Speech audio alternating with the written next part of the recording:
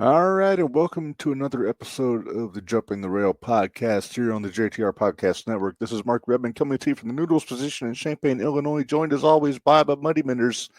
And Minderz, it's kind of a happy anniversary episode. This is August 9th, 21 was our first Jumping the Rail episode, and it's August 12th. And so we've made it 4 years. Let's say, shouldn't our thing not be season 5 finale? It should be season 4 finale. No. This is the season 5 finale. It's 4 years, but we do multiple seasons. So this is season 5. It's just been 4 years. Gotcha. But this is, as you said, this is the season finale for the JTR podcast. Well, happy anniversary, Reb. You're the only one that's been here that entire time. Yeah, well, I appreciate it. It wouldn't have gone this long if you hadn't jumped on. I'll say that, because you swooped into the rescue when I needed a co-host. No, I broke my foot and I needed something to do to keep me entertained. That's true. Well, poor Gary was always on the injured reserve for something. So,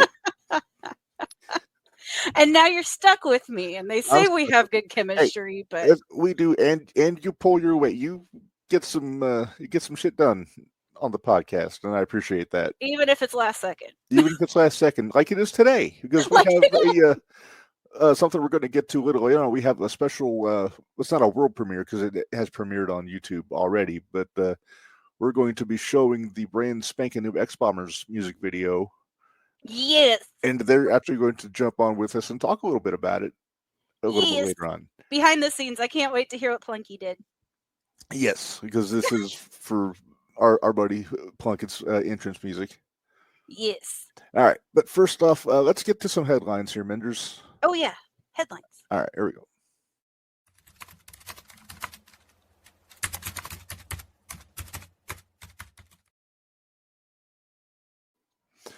All right. Sorry, I didn't do my little tapping. I was going to say, you weren't doing the clickety-clack on there.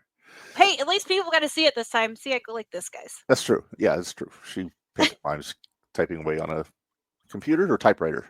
Old school typewriter. Come on now. Then you need to add the push the yeah. Ting. Oh, are our brains mush today? We're gonna find out. Let's find out. We'll find out. All right. Well, in the meantime, here, obviously the big story, and we'll get to this a little more in detail here in a few. As of this week, ESPN has signed a deal to air all of the WWE pay-per-views starting in 2026 on their streaming. Okay, can I ask a silly question? Sure. Why is Junkyard Dog chilling in the corner? That's a good question. I thought I took him down. I mean, it's fine. I don't mind, but... Would you rather have Truth? Yes, let's put Truth there. Let's put Truth there. He almost got Hoot of the Week. I'm worried about Truth. All right. So, yeah. So the main thing is this means the PLEs are off of Peacock as of 2026. And a lot of speculation about this. But like I said, we'll get into this a little bit more a little later on in the show here. Sounds good. All right. Headline number 2. The main event is set for Clash in Paris. As of last night, Seth Rollins defending the world title against Jey Uso, CM Punk, and LA Knight. Do I even need to say it? Is it rhyme with shmishmishmim? No. Oh. Minderz Law? There you go. Yeah, it seems like, I don't want to say a throwaway main event for a throwaway pay-per-view, but it's not one of the big ones. It's not one of the big ones, and it'll be fine. Oh, yeah, the crowd will be into it. The crowd in France is usually pretty hot, so... Yeah. Uche will have them yeeting, and they'll sing Seth's song, and they'll chant along with LA Knight, and all. It'll be a... Sing CM Punk's song. Uh-huh. All right. This made us both nervous when we heard it, Minderz. But one of our favorites, Jonathan Gresham, apparently suffered 2 strokes in the span of like 2 days. It was right after he had that match with Pete Dunne too. Yeah, it was right after Bloodsport. Yeah. It sounds like he wants to try to be out only 2 to 4 weeks. Dude, don't rush it. We'll see if Jordan agrees to that. Yeah, we'll see what Jordan has to say about that. But it sounds like he's going to make a full recovery, which is great. Yeah, which is awesome. Yeah, because when I read that scared. From what he was saying, it sounds like it was like an effect of COVID. issues. Yeah, that's what they were saying. Mm-hmm. Because he's a young guy. He's younger than both of us. Yeah, I think. Yep. Sean, this did not make headlines, but we will talk about it though. Hold on. I'm curious now. What? I'm curious now as to how old Gresham is. Oh, yeah. Did you? How old? No, not that guy. You want to play my music? Oh, I don't have it on this.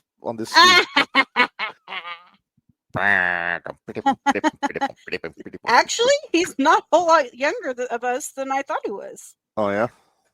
He's only 37. Oh, okay. I was thinking he was younger than that. 37's a sprightly young age. Yeah, I mean, it's still a young age, but yeah. I was thinking he was younger than that. Okay. Hopefully the recovery is speedy because, and it's not even that we want to see him back in the ring. We want to see the guy be healthy. Yeah, we just want him healthy. We want him to be well because we're fans. I want him on the next Bloodsport, and that's in London. So. Yeah, I wonder if maybe the missus will make him take a little break from blood sports for a while. She might. Yeah. Although I feel like Bloodsport's still one of the safest ones, in all honesty. Kind of is. Cause same thing with like UFC. The referees are on the ball in it, and they're a lot more. I know it's still a work show, but they work pretty stiff in those Bloodsport shows. They do. Yeah. All right. Well, let's move on. This one bummed me out. It didn't me. Kross Scarlett done with WWE. Their contracts expired Monday. Now, I talked to our friend Gary Visalio today, Minderz. Did you? I asked him a simple question. What did the bearded dragon have to say? I asked him straight up. I said, Kross, work or shoot? Mm-hmm.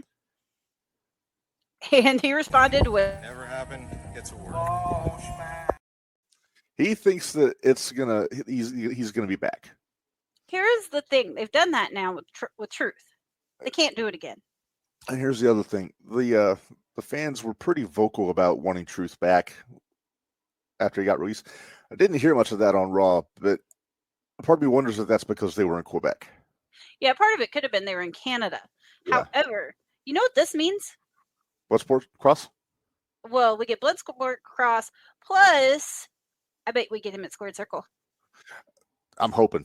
That did cross my mind. Maybe they'll start doing podcasts.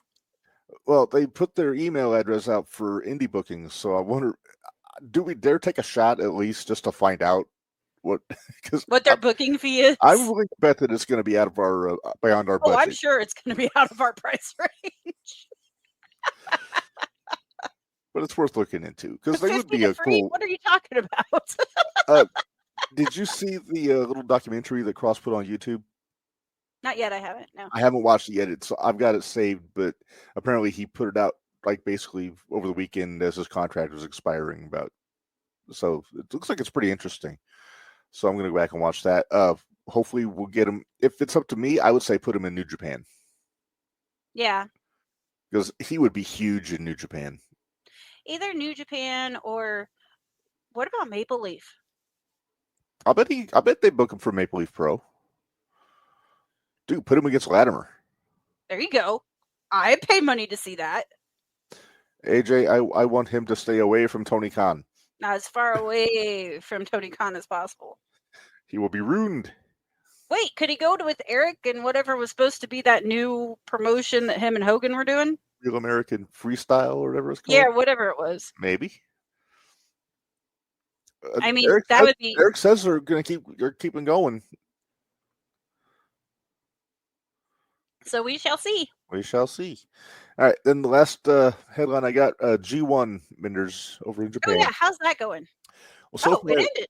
Sabre Jr. and Evil are both leading the respective blocks. You got A block and B block. Oh, it's not over yet. It's not over yet. The tournament, the finals are on Sunday.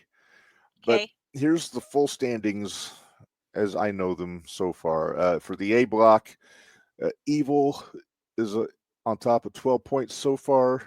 They get 2 points for a victory, basically. And so he's 6-3 so far in the tournament after 9 matches. David Finley has got 10 points. Yota Tsuji also has 10 points, as does Yuya Uemura and Bolton Oleg. So they got kind of a log jam in second place there. I always butcher this name. Ryohei Oiwa, and I apologize if I got it wrong, has We're 8 so points. sorry to our listeners. Yeah. Our international listeners. Yes. Callum Newman has 8 points. Tanahashi has 8 points. This is his last G1, as we know. Mm-hmm. Sonata also 8 points, and Taichi has 6 points at the bottom of the list there. So that's the A block. B block, Saber Junior's up front with 12. Okay. Rin Narita has 10 points. Shota Umino has 10 points, and he's actually the one guy that's beaten Saber Junior so far. Oh wow. So that means after this tournament, he's going to get a title shot. Yeah. He's Moxley's young boy. Right. Yay. But I like Udemy. I like Shota though. Takeshita has 10 points. So he's up there too. What? He's up there too. Yeah. Let's see. Yoshihashi has 8 points, as do Drilla Maloney, Great Khan, Shingo, and El Fantasmo. And then at the bottom of this is Gabe Kidd, who has no points because he had to he got hurt. Withdraw. So yep. So a lot of these guys in the B block, they get 2 points just from forfeit from the Kidd match. Right. So they kind of, I'm not going to say got lucky, but no, got a break. It's a break. Yeah. We can say it's a break, but yeah, this will go until I think Thursday or Friday is the like the last day of bracket matches, and then the finals will be on Sunday the 17th. Gotcha. Now, where can we find that? Do you know where we can find that? It's on the New Japan World app, and actually I need to re-up mine because I haven't had a chance to watch much of the tournament. So, gotcha. So it costs money, so Mindy's not doing it. $10 a month. Do you know how many? 199 yen a month. Do you know how many $10 a month I have? That's a lot. We have a lot of $10 a month, and that's part of the thing we'll discuss when we talk about this ESPN thing. Yeah. But in the meantime, we both agree that we're kind of puddingy in the brain region today. We're not too bad. No, but we're gonna check your brain here. Okay. All right, so here we go.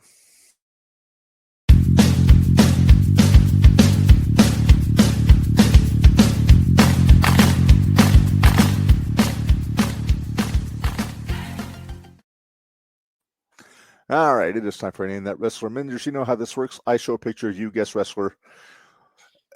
In this case, it's brain surgery. I'm telling you. Yeah, well, this one might be a little tricky. This is actually 2 wrestlers. Oh, okay. It is a color photo. Okay. They're both current. Okay. Are you ready? I'm ready. All right, here we go. Hey, I saw this. Shit. Damn it. Dustin and Cody. And I saw that. I thought I had a good one. Well, I mean, yeah, I probably would have had a little bit of a problem, but I saw it earlier this week. I'm sorry. I can't send these ahead of time to double check if you haven't seen it yet. I know, right? But that's what makes it fun. That's what makes it fun. And that's okay, because I'm pretty sure I picked a really easy one for you too. Hey, are you jumping out of that now? Oh no, you gotta do the I gotta do the bumper first. But you gotta do the bumper first. Yeah. All right. So you're gonna check. Sorry, I didn't mean to spoil your fun. No, it's fine. It's not the first time. Hey, it's better than when I had the Fit Finley picture that had his name on it. His name on it. All right. All right. So you're going to run the buffer, and then I'm putting in my picture, correct? Yes, because apparently you seem to enjoy checking my brain. Yes, I do enjoy checking your brain. That was kind of fun last week. All right. Well, here we go.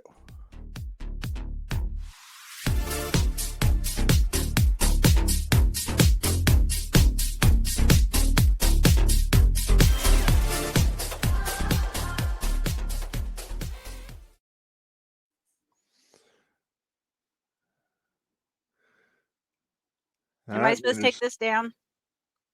Yeah, because if I go, I'm going to see it. Well, I haven't put it in. Oh, there it is. Never mind. I see it. Okay. All right. Well, this is your segment, Minderz. So This is my segment. So, Rep, I'm going to check your brain. And this is actually something where I am actually completely and totally no good at this part. So, this is where we check your Rain Man status. okay. So, this is the names of the teams are probably going to give away what it is, but you have to get the right one and the right year. Okay. Real quick, in case somebody missed last week, run down what you're doing here. So what I'm doing is I have picked a show, whether it be WWE, AEW, ROH, ECW, TNA. Anything with a pay-per-view. Yeah, anything with a pay-per-view. I'm going to start at the bottom of the card, including dark matches. Oh, including dark matches. Interesting. Yeah. Okay. I'm going to include the dark matches because it doesn't differentiate on where I find what the card is. Okay. So I'm going to start giving him the matches, and then he's going to say, I got it, when he thinks he has it. I wish I had a little bell that I could. It'd be nice, but we can work on this a little more. I got Fonzie's whistle, but I don't want to take that out of the package. No, don't take that out. That's in its packing still. But anyway, so he's going to guess what year and what pay-per-view it was.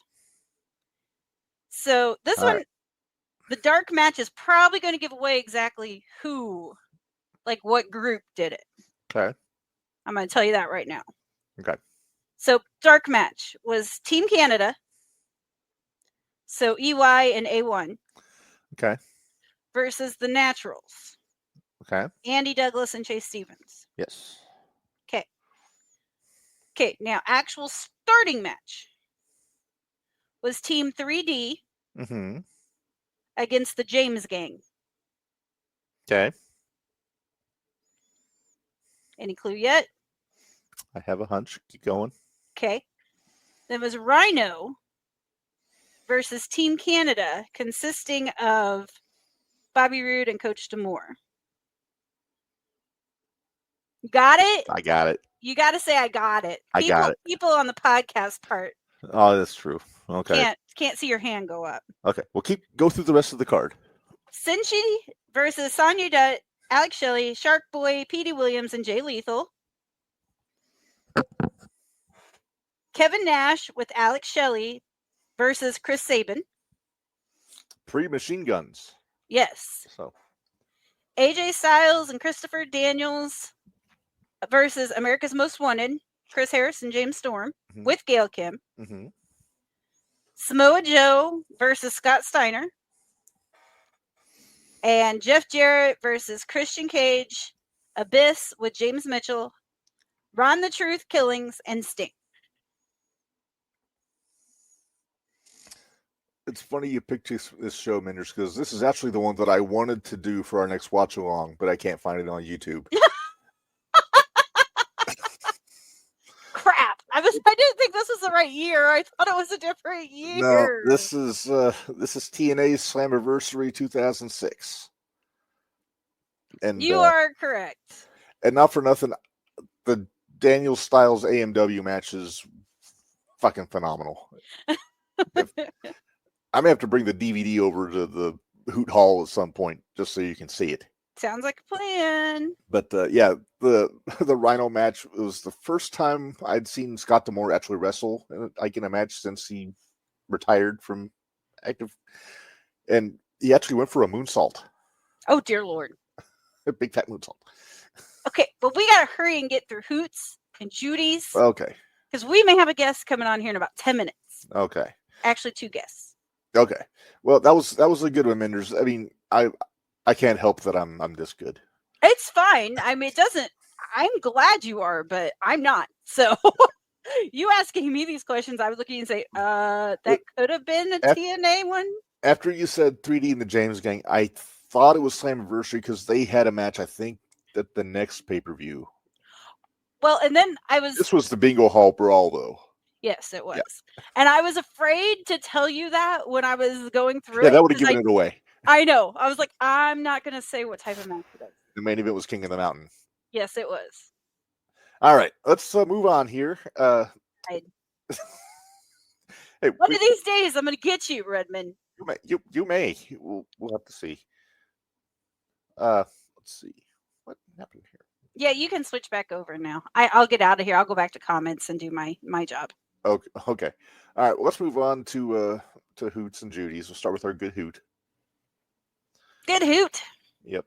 I'm going to go ahead and take that anniversary flyer off of there just to save room. All right. Oh, okay. So I think we both picked co-hoots this week. We did. And they're both out of the same match. Although I debated. I really debated. So did I. I almost went with just one out of the two, but I decided to go co-hoots on this one. Would you like to go first? I went first last week. Would you like to go first? I'll go first. Okay. It's not for the match or the after match on the show. It's for the promo at the top of the show. But I went with LA Knight and CM Punk.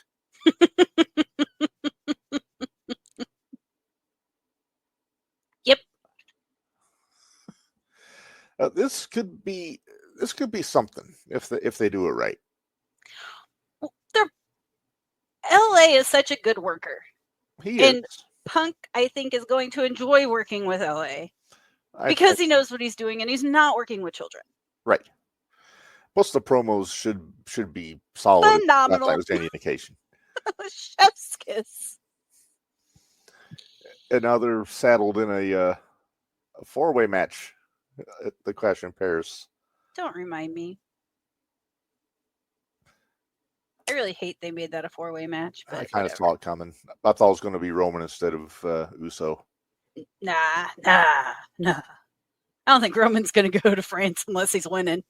And he wasn't going to be winning. So they might be doing something with him and Bronson. Yeah. So You'll shoot a falla. Shoot a falla. Speaking of your hoot. Speaking of Bronson Reed and Braun Breaker, though he will be my co-hoots of the week. Looks like Braun's reading the graphic. Right? Okay. Braun making the comment about what? You're 47 and you're 40? I'll kick both your asses. But he apparently Steiner Math was in full glory last night. Honestly, I did not care for that. You didn't? I thought that was hilarious. No, because then what happens if they beat him? He got beat up by two old men. Well, as I say, Scott agreed with me. He said Steiner Math at its finest because he's like 47 and 40. You're over 100, and it was like, what? Wait a minute, what? I was all confused. I was like, he went to college. He did go to college, but he's a Steiner, so it was Steiner Math in full effect. Steiner Math in full effect.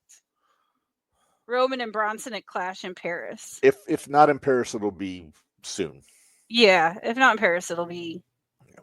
Well, do they have anything? It might be Perth, actually. Might be. It might be Perth, and that way Bronson's hometown. Yeah, hometown boy. So I bet it's at Perth. Yeah. All right. Well, let's move on here to our good Judy of the week. This time we both picked one. We did. And you get to go first. I will go first. I went with Bailey because I really dug the video. That promo last night was really good. Up until the very end of the video, it was really good. But I'm worried they're going to get a little too wacky with it. Well, you know what I'm hoping for now? Don't say Wyatt's. No. I'm really hoping they'll bring Izzy up. She's WWE ID, so... Is she ID'd? Yeah, she's ID'd. I'm pretty sure she's ID'd. I know she was on the show, but I don't think she was actually in the ID program. Was she not in the ID program? I don't believe so. I thought she was. I thought if she won that match, she got to be ID. But she didn't win. Oh, that's right. Kylie won. That's right. And she was smiley all the while. Yes. All right, Minderz, your Judy, por favor. My Judy is Roxy. Roxanne Perez. That girl last night, I'm not sure if she took a shin or a knee or what to the face. She took something. She took something, and it did not look pretty. No. I was actually concerned she might be hurt. A little too much. One thing I noticed about Raw last night, though, a lot of fuckery. Oh, yeah. In a lot of the matches. A little too much fuckery last night for us. Yeah. All right, let's go with Stooge. All right. Actually, I think we need to put a pin in this. Nah, let's go ahead and do Stooge. They'll be all right. Okay. Yep. Why don't we invite them in, then do Stooge? All right. Hey, Ex-Bombers. Minderz, Rep, great to see you. Hi, guys. Guys. Hey, you joined just in time to catch Stooge of the Week. Are you ready to see who our Stooge of the Week is? I was hoping to be Yes. Iggy Pop, but we'll find out. Iggy Pop is just an eternal stooge in the best way. All right, Reb, who's our Stooge of the Week? All right. This might piss some people off, but it's our Yeah. favorite grumpy Canadian. Oh, joy. What did he do this time? What Wait, I did he do know what he did this time. You know damn well what he did. I do know what he did. Go ahead, Reb. Oh, I was going to let you say it because Hmm. I enjoy when you get grumpy. I did last time. It's your turn. I got to make sure I got the. Make image sure you here. got it right. Come on, we can't keep our Okay. Ex-Bombers I've got- waiting. Okay, full quote from Bret Hart about modern wrestling, Gunther, and chops. So this is going to be good. Quote, I don't want to sound like I'm tooting my own horn all the time. Yes, he does. Toot, toot. But the best wrestling has to pretend to be real. Come on, Brett. I mean, that's what I did. I tried to make it as real as I could. Contrary to that Gunther guy, I hate wrestlers that hurt each other on purpose. I hate it when you're out there getting beat up and hurt by a guy for real. They, chops, look like shit. They make a big slap sound, but they hurt. It's not supposed to be real. Like, I'm not supposed to really wake up with a really sore chest the next day, so I have no respect for guys that hurt each other all the time. And it's just, to me, lazy shit wrestling when guys like Gunther, and I've told him this to his face, it's bullshit. Like, when you're hurting somebody for real, you're unprofessional, and I wrestle guys never hurt anybody. Now, it's true that he never hurt anybody in the ring, True. but you gotta weigh it in, though. You do, or it's going to look like shit. Right. Sorry. Like, I don't- Brett was never known for his strikes. No. He was not known for his strikes. What are you talking about? Yeah, you guys know how to do it, right? Did Fleck teach you? You weren't ready for that, were you? No, I didn't. I wasn't. But the Bret Hart head shove. Yeah, you could he get is any like- referee with That's it. the head there, shove. too. I mean, I'm gonna defend the excellence of execution here just a little bit. Okay, so like things are really easy to look good if you're actually punching the person. It's like going back and watching Vader matches. You're like, he's so good. It's like, no, he's just punching people. Like, so there's a line between, I mean, snug, good, punching somebody bad, right? I think we can probably get there together. Yeah, I mean, I can understand that to an extent, but when that's what you're known for and you know that's what's coming, sorry, bud, be prepared. That's just me. I mean, Bobby Eaton had one of the best looking punches I've ever seen, That and he did. I don't think he ever hurt anybody with that thing either. It There looked was- awesome. There was a story I heard Ric Flair used to tie like a string to the lampshade in his hotel room and practice his punches on that. And if he could throw a good punch and the string wouldn't move, that was how we knew he had the timing down on it. There's someone the else that reasons why trains. we come to jumping the rail. We learn all these things. too. There's somebody else that does that in the indie circuit too, Reb. Cool. Does he rhyme with Mimi Schmerit? He does. Yeah. That's how he learned to throw his punches. Yeah, Well, he learned well. He's good. he did. All right. All right, so we brought our friends in for this because we mentioned at the top of the show we're going to be showing the brand new music video today for Bad Man. Is that right? He's a Bad bad man. man. Yeah. Okay, I forgot the he's. I apologize. Yeah. But it's for our buddy Jeremiah Plunkett, though. It's We all claim that he's our buddy now because we love Jeremiah. He is everyone's buddy. Here's the thing: is that he is actually like like I would not want to mess with that man, but he is like genuinely nice too. Yeah. So it's that awesome contradiction. He looks like a big mean guy, but he's the giant teddy bear. I've had the misfortune of accidentally running into him a couple times and things like that too, and it's like it's running into 100-year-old oak tree with that man. Like it's that Solid. Bret Hart would like him. It's real. not trying to actually hurt me on that. But yeah, we shot this all over the streets of Murfreesboro, Tennessee. We like run and gun with it. The idea was to tell like this kind of like this Guy Ritchie New Hollywood sort of story with part of it, and then have like a couple performances. So we put all the love we could possibly have, because this song's been like a surprise. I don't know if you know, but it's been played on over 400 radio stations in 33 countries. Oh, nice. So yeah, I believe it. yeah, it hit 48 on the radio indie chart. So I don't know, like so many cool opportunities from it. And so, we always kind of knew we wanted to work with Jeremiah on this, and we didn't really know what it looked like. In our earliest iteration of it, he was a wrestler in it. And then at some point that changed. We're like, you play a wrestler all the time. You know what I mean? And he's like, so I'm like a Statham type. And we're like, yes. And so from that moment he got it. And so when you watch it too, you have to realize we're in Murfreesboro, Tennessee. It is 98 degrees out when he's doing this. Jeremiah walking around the streets of Murfreesboro wearing like a Hitman wool coat and got this briefcase. Nobody knows what's in it. And by the way, this is a fun thing. So we wanted the briefcase to feel like it had significance. And so the entire time you see it, he's actually carrying the Mid-America Championship, the real original belt around with it as well. Very nice. Yeah, very nice. It had that significance to it. And so you'll always watch it. Like when he's on the mission, it's always left to right on the frame, left to right on the frame, left to right. And at some point he reaches the point and turns around and, I don't want to ruin the ending on this thing too. Well, how about, Rep, let's do this. Let's go ahead and play it.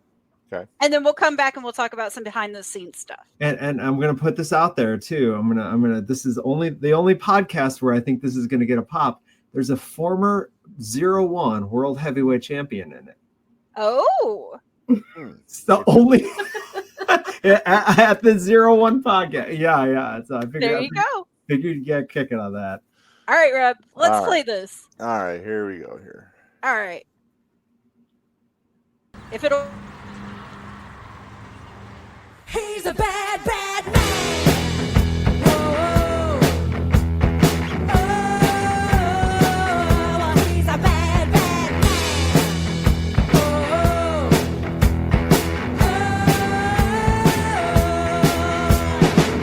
The sun goes down 'cause he comes out at night. His right hand's how they make dynamite. He heads north and the birds fly south. Better not catch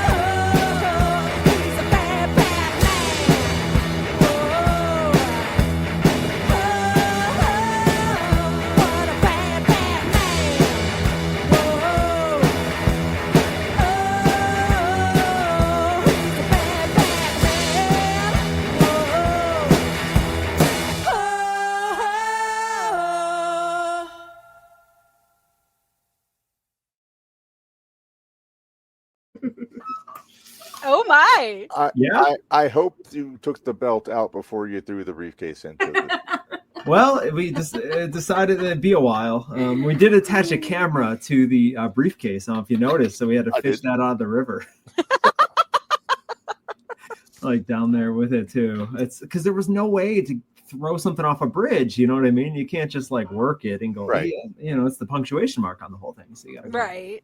Yeah. So was this the same guy that shot the Get the Experience video? Yeah, he's one of the does that was there. That's how we met Jeremiah to begin with. He sent us an email kind of. We got a lot of messages when we were just like, hey, we're casting pro wrestlers for this thing. We got like a lot of messages when we did it. And he just stood out because he's like, hey, blah, blah, blah. And I wrote him. I'm just like, I know exactly who you are. I just don't think I can afford you. He's like, try me. He's like, I kind of need it right now. You know, and it was, keep in mind, this is like before he got the shot for the Mid-America title. It was before they did the TV. He's on a lull with NWA. And like, listen, I don't know if we had like 1% of like somebody noticing something and be like, yeah, we'll bring Jeremiah back for something. But if we did, like, he's so good in the ring and he deserves everything that he gets. And so when we had the opportunity to do something with him again, of course we have to, right? Right. Like if you work with people you like and you make cool things, good stuff will happen. Right. If you like, you know, and that's just the attitude we've had for the last 5 years. The first 10, we worked with people, you know, we didn't always like, and that didn't work so well.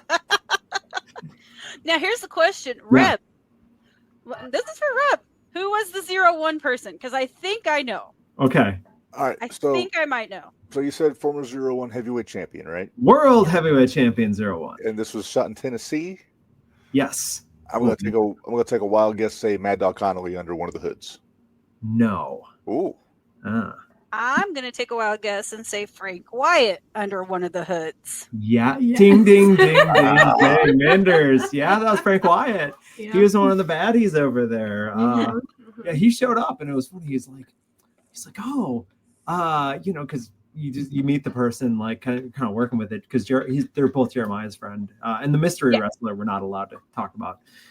But like the other two, they showed up and they were Jeremiah's friends and we're like, okay. And like Frank Wyatt, I'm like, oh, I watched the most brutal bull rope match I've ever seen in my life in a Sears, in an abandoned Sears in the Mattoon Mall. And kids were upset. And it was awesome. He's making kids cry, bro. He was. They were upset. That's what Frank does. Frank's brilliant. He really is brilliant. Like we're driving. It's Tennessee to Illinois after we've played a show, by the way, and we're like, I'm like, oh, I didn't know who he was until we're driving because I couldn't sell. I was like, oh my god, and I just sent Jeremiah a message. I was like, we knew Frank, and it's just one of those funny things. You know? And the other one, that's Chris Norte from. He's a ref now, but he used to do like NWA main event and stuff like that too. And so you watch him. But yeah, I was gonna say when you were like one of them's the 0, I was like, I know that body shape and I know the height and that's got to be Frank. That's got to be Frank. That's Frank. Yeah, that's good eye. I think that's what it is too. Yeah, it's Frank. I figured he'd be the only ones in the world. We appreciated it. We always like Frank's work too, and so he's a good guy. Yeah, and interesting thing on this is like at least it got to the pitch stage at NWA to do something with it on TV. So at least it went on Billy Corgan's desk and he watched it and sent it to producers, and it's kind of in like purgatory right now with it. But it got past William Patrick Corgan. So that's we can say that sometimes we'll play on stage. We're like, listen, say what you will, but we're the only band here that has been seen by Billy Corgan, and he said, "This is okay." I'm like, that's high praise coming from Billy at that point too. He has high standards, and so and he does not have a whole lot of free time. So the fact that he was able to get eyes on it is really saying something. Mm-hmm. Yeah, and and also it's in play with a few places like so Jeremiah's home territory is it's one of our favorite territory TVs. So Joe Kazana Promotions. I don't know if you watched NWA JCP. We've had Joe on the show. Have you? Yeah, we've had the Country Gentleman on. Oh, awesome! Oh, buy the book kind of podcast. So, so they have a TV deal coming on, I think, was it WATE down in Knoxville, which again cracked me up because that is prime Smoky Mountain territory. Well, And Joe so- knows Cornette, I guess. So Oh yeah, he if you go back and watch Smoky Mountain, he I think would work for him. Joe's there. Yeah. Yeah, he would work for him, and he'd say, "Oh my God, it's Joe Casana, who looks exactly like AJ does now." Back then at Smoky Mountain, they got that just, I don't know how to say it, beef body type to them, right? Like they're just The country boys, you know. yeah. We've been referring to it as we love people who are like ugly strong, like they're not body types, but like they'd move the car on their own, like it's a Mentos ad. That's my preferred wrestler. I don't want to see abs, right? Hey, Minderz, next time we have Joe back on, we need to make sure we ask him about if he has any Brian Hildebrand stories. All right. He's my I favorite will referee. make sure. That's I will make sure. anyone who knows favorite referee Mark Curtis, right? That's the fact that he kicked the shit out of a dude that jumped in the ring in a WCW show. And he's a little guy. You wouldn't think he'd kick some ass, but he sure He did. hooked him. Yeah, he went. It was And- impressive. And refereeing in suspenders, nobody did that. He's all, the best. So Chris, one of the guy in the elevator with the pipe, who got punched. So he's a referee, and we got to, the neat thing about this is we shot it one day, and the next, it was the first Pro Wrestling Symphony event in Nashville. Mhm. It's kind of a cool upstart. Like they're pushing really hard. Jeremiah was on the card against Beef from AEW. Oh yeah. Gnarls Garvin. Yeah. Know him too really well. we talked a bit backstage. Like he's like the nicest guy. And so we were there, and we were playing. We were recording everything the day before we were filming. It was like a 13-hour day, and we wound up at like a Chili's and had drinks afterwards because there was like nowhere else to. So we ended up buying Jeremiah a replacement briefcase for it too because we felt so bad we couldn't get the other one out of the river.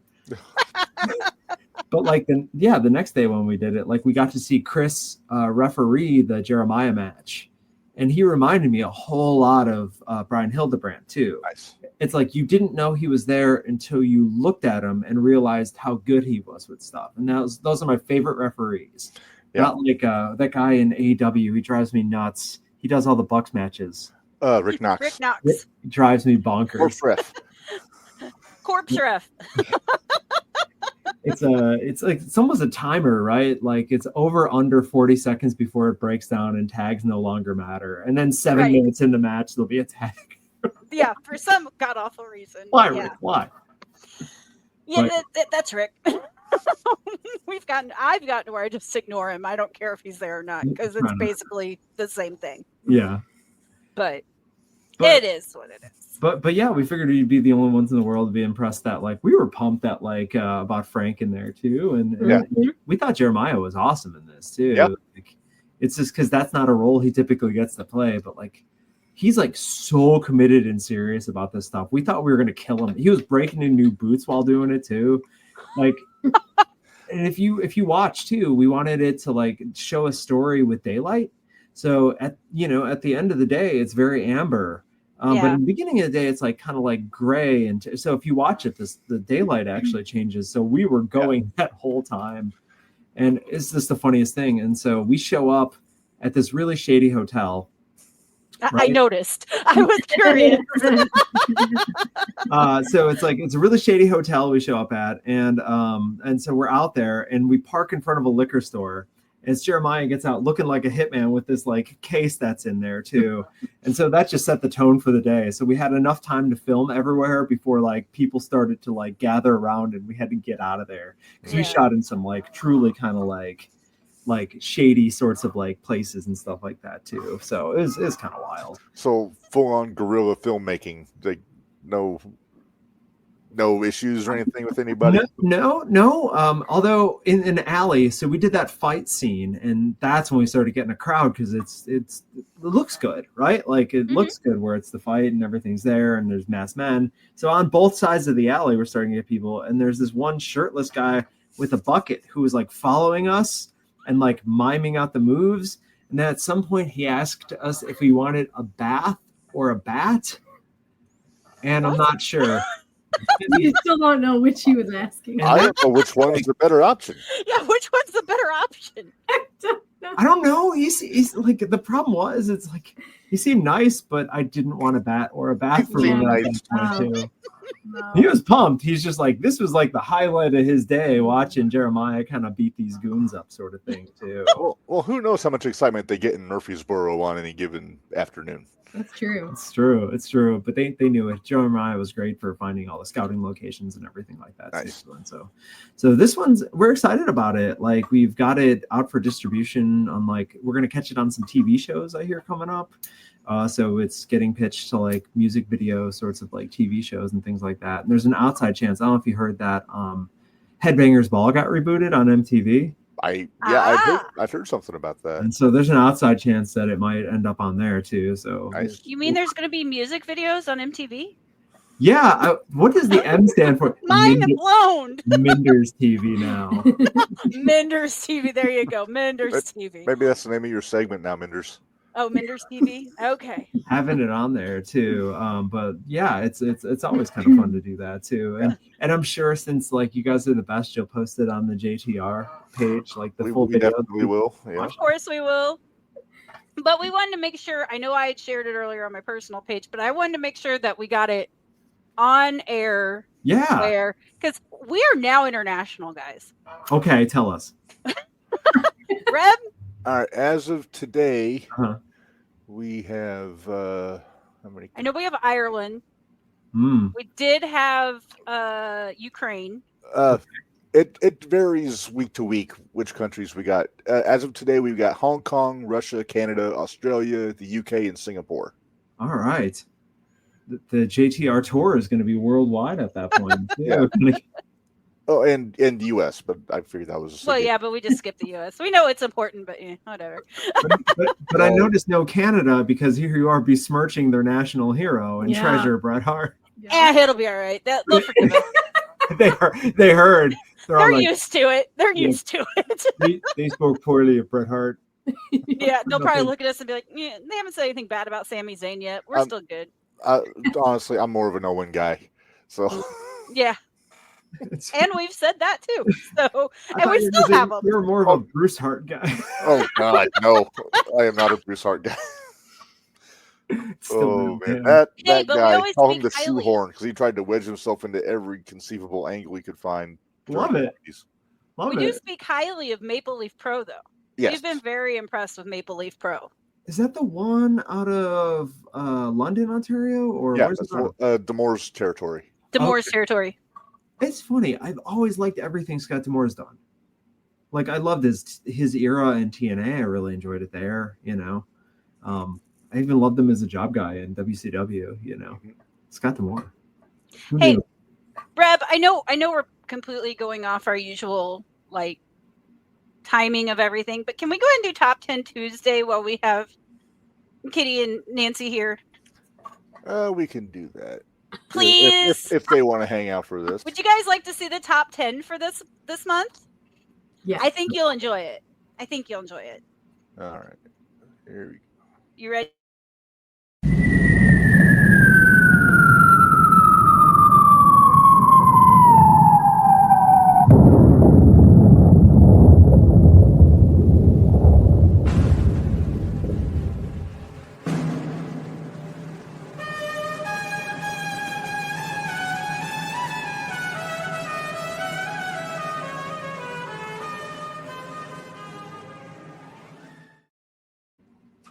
All right.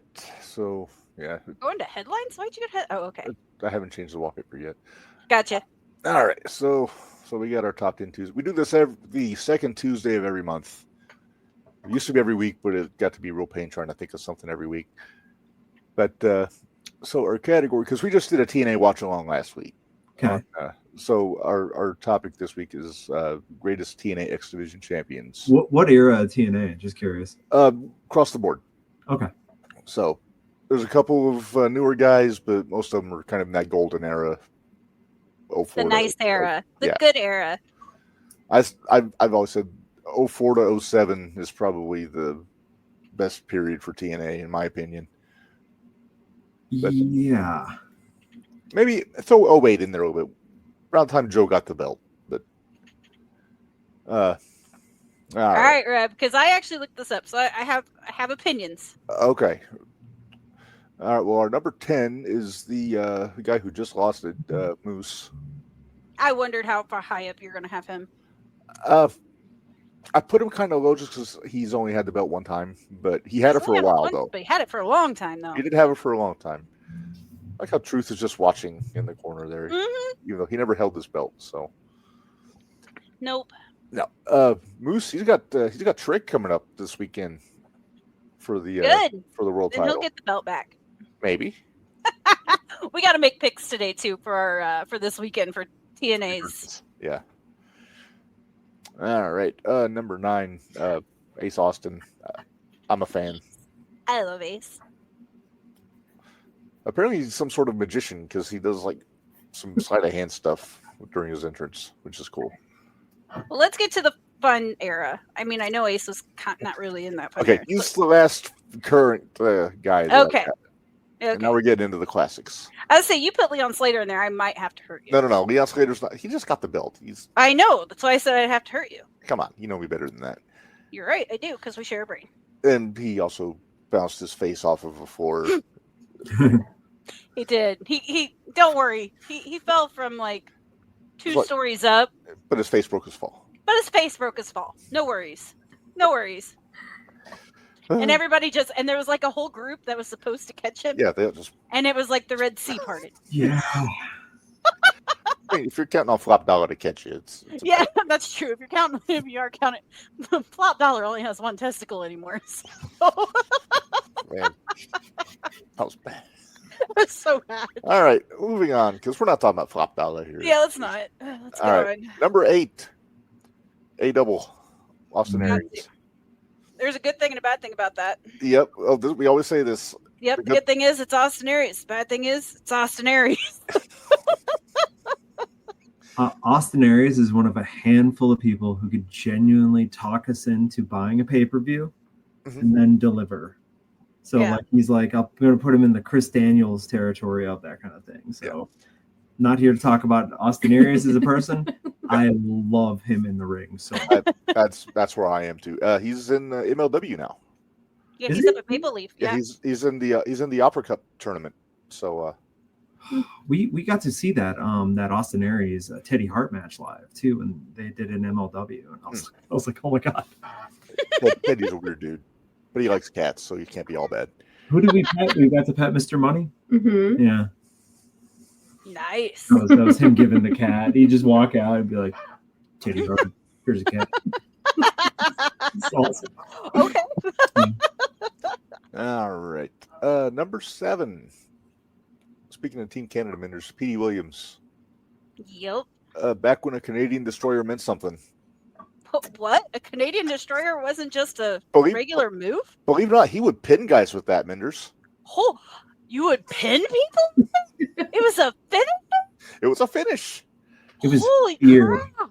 And you know what sucks about Petey is everybody just lumped him in as just the Canadian destroyer guy. But if you watch him wrestle, he was really good. I don't know how much you've seen of him, Minderz, back in the day. Not a whole lot, because you forget. Yeah, This is what you're talking about. Is the golden era is about when I quit watching for a while. yeah. The last two you had too, and Moose, I think all had good runs with the belt too. Yeah. I think that's what it is like X Division. It's like I can like somebody, but if their run wasn't memorable, Right. like that Austin Aries run where he cashed it in for the world. I mean, like that was At option C. yeah, it's fantastic. Yeah, usually I have it lumped in between either just runs with the belt or number of reigns is usually my criteria for these kind of Mhm. things. Yeah. Or length. Yeah, number 6, I put Loki on here. I figured he'd be on there somewhere. I wasn't sure where you'd put him, but I knew he'd be on there somewhere. He had it a handful of times under a handful of names because he was Loki, he was Senshi. I think he held 2 or 3 different versions of the belt. And yeah, I was always a fan of his work. I don't like that belt. This one? Yeah, Because it reminds you of the 01 USA Junior Heavyweight Championship? maybe. I like this. I like the Shootout 1 version better because the X is gold on it. Yeah, I don't Versus like red X. I don't like the red X. I think that's what I don't like about it. It's the red X. It looks like a game show, like you've guessed something wrong. Right. It's the Right? it's the strike from Family Feud. It's, It is. yeah, it's the strike from Family Feud. And in that picture that you have there of low key, he looks like he's just gotten the answer wrong. So. Right, exactly. Kind of, yeah, he does. What? Bari just put up Austin Aries as a prick. Yeah, we know. We know. All right. But what's he is next, the Red? greatest man who ever lived. Just ask him. Yeah, of course. Ask him. All right. Number 5. Gotta go Jet Lethal on this list somewhere. I'm Mm. surprised you didn't have him higher, honestly. That just shows how strong the top 4 are. Mm-hmm. But with those, I don't remember Lethal's run with it though. Like we are Jay Lethal people to the core. Like we cry every week that like AEW is like, listen, Jim, get out there. It's Jay, you know. Mhm. But what was his run? What did he do kind of notably? He had 6, didn't he? He had a handful of runs, but the main one I remember is the one in 07 when he was feuding with the Dudleys, and the Dudleys stole the belt and like were Okay. going to war with the X Division. Yeah. Okay. Yeah. And then that's- later on, he had another run, like a significant run, like 2010, 2011. Yeah. Right at that Hogan era start. Right around the time Hogan came in. Yeah. Okay. Fair. Okay, top 4. All right, top 4. And I know who I have at my top 2, so I'm Mhm. going to see. we might be backward. We might have something different, but we probably have the same number 1. We always share a brain, so it's always entertaining to see how this goes. You might be bothered by who I got, where I have my number 4 though. Okay, well, who's number 4 then? Samoa Joe. Yeah, I'm a little irritated with you. That was my number 2. Yeah. See, now you talk about length because he had that belt for a while, and it was during his undefeated run. So if he dropped it, it was during an Ultimate X or Triple Threats or something like that. That But- goes against Minderz Law. It kind of does, but See- Ultimate X kind of trumps Minderz Law because We have what? Minderz Law 1A, 1 There's or like 1B, 1C, and 1D.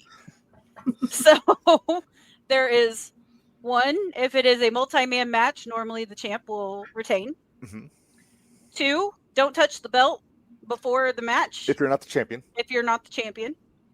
If you touch it, you're not getting it. Mhm. 3, he who puts it up goes through it. So you set up a table, more than likely you're the one going through it. That only does not count if it's ECW and it's Rhino or Sandman Or Mike Awesome. or Mike Awesome. And then Or 4, Sabu. Well, no, it's always Sabu. Never no, mind. it's always Sabu. 4 is, or 1D The best friend is clause. best friends beat the shit out of each other. So if they're beating the shit out of each other, they've got to be best friends. I Yeah. mean, think about it. You got Kevin Owens, you got Sami Zayn. You've got Brett Miller? Styles and Joe, for fuck's sake. yeah, Styles and Joe. You know, if they're friends, they're beating. Okay, Sheamus and Rusev. right now. Holy crap! Those two are beating the shit out of each other. Sheamus They and got to be Drew best back friends. in the day. Or like, we'll go with one of the indies now, Carrot and Cobra, because Hmm. they will Mhm. tear each other up, and they appreciate it. It's so weird. So weird. I'm starting to think that the Kazanas and Silas Mason are best buddies because Hmm. they'll knock the crap out of each other out there. Yeah, they have to be best buddies. Yeah. Don't tell the Kazanas we said that though. No. We don't want to They get don't hurt. care for the Southern Sucks, as they call them. Yeah, the Southern sucks. I love the Southern Six. I I'm- really do. I won't lie, I'm a fan. Silas Mason is going to be a star at some point. Yeah, I wonder. I like him. I just I'm waiting for that last gear. You know what I mean? He needs I do. some kind of polish, some kind of finish. It's like there's something there though. Very fitting he played Terry Gordy in the Iron Claw movie Yeah, because he's very much a Terry Gordy type. he's gonna figure out that thing and he's gonna go far. I like him a lot. The tallest man to ever live or biggest man to ever. I can't remember his thing. Yeah, biggest man to ever live. I think it was biggest. Yeah, biggest. Yeah. Number 3. Number 3, Reb. Number 3. All right, number 3, Fallen Angel. Yep. Christopher I Daniels. figure he'd be in the top. I figure he'd be up in the top. Also had a long run. His first reign in 05. About losing in the greatest X Division title match of all time at Unbreakable. Wait a minute. I got to show the X Bombers my pride and joy. Oh, yeah, you have to. Here, let Have me get to. truth off of here. So, All right, what we got? So, it's a fish. you see the fish? I do. Uh-huh. So, this signature right here is Shark Boy. Oh, And this signature right here is Curry Man. Hang on, I got to see if I have the picture. Do you have a picture? And then, of course, my other pride and joy, which is a baby, uh-huh. and it says Snitsky was here. For kicking. Yeah. Yeah. And we have video of him kicking a baby from Squared Circle. I wish you Oh, guys could have been doll, there. by the way. Oh, Dolls. no. There we go. Oh, Nice. There's us a Shark Boy and Curry Man. The language barrier, not an issue, believe it or not, with Curry Man. Nope. it's I heard after he got kicked out of backstage with Lauren, the interviewer, he learned just perfect English after that too. Yeah, So he just the accent is still very thick, but yeah, Trump. the English is The accent's still there. Also, the first time we did a watch along on the show, I made Minderz watch the Fish Market Street fight, and she still hasn't forgiven me. Nope. it's the French. That's the reason I had them sign a fish. That's a classic. Now you can say your chums.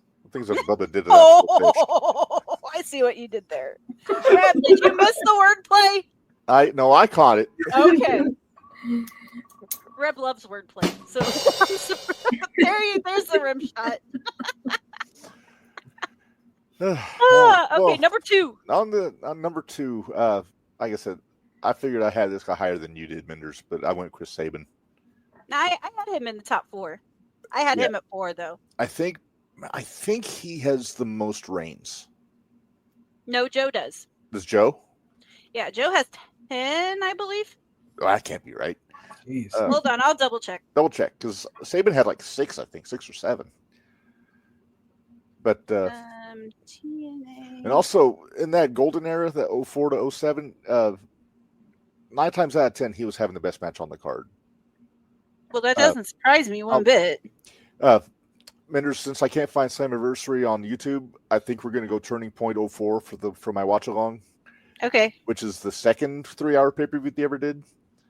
Okay. But it's got Sabin versus Petey for the X Division belt on it. Nice. And just chef's kiss. It's so good.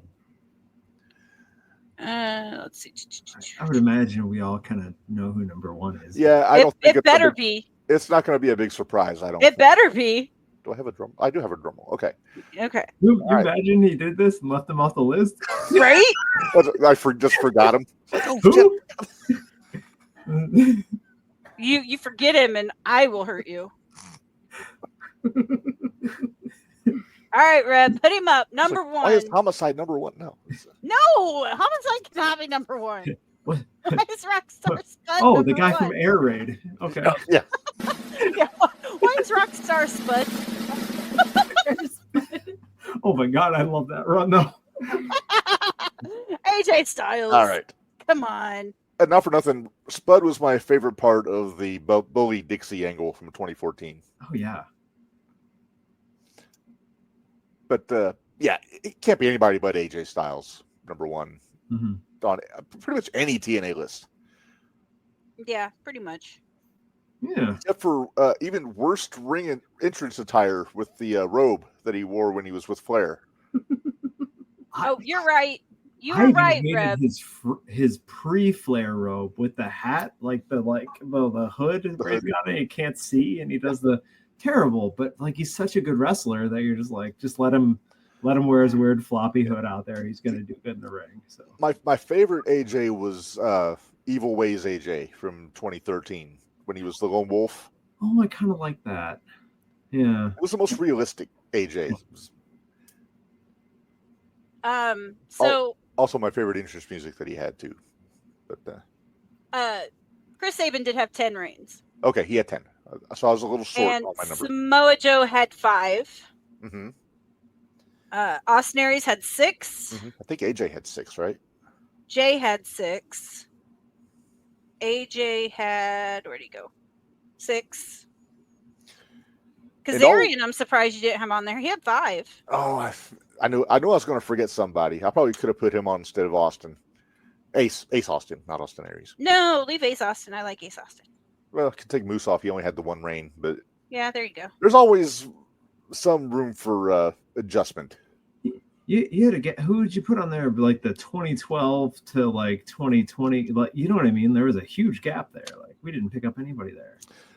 Well, low key kind of counts because he had it a couple times. Joe Cat had it a couple times. As far as What like year new, did Trevor Lee hold it? Oh, Trevor Lee. that was 14 or 15, I want to say.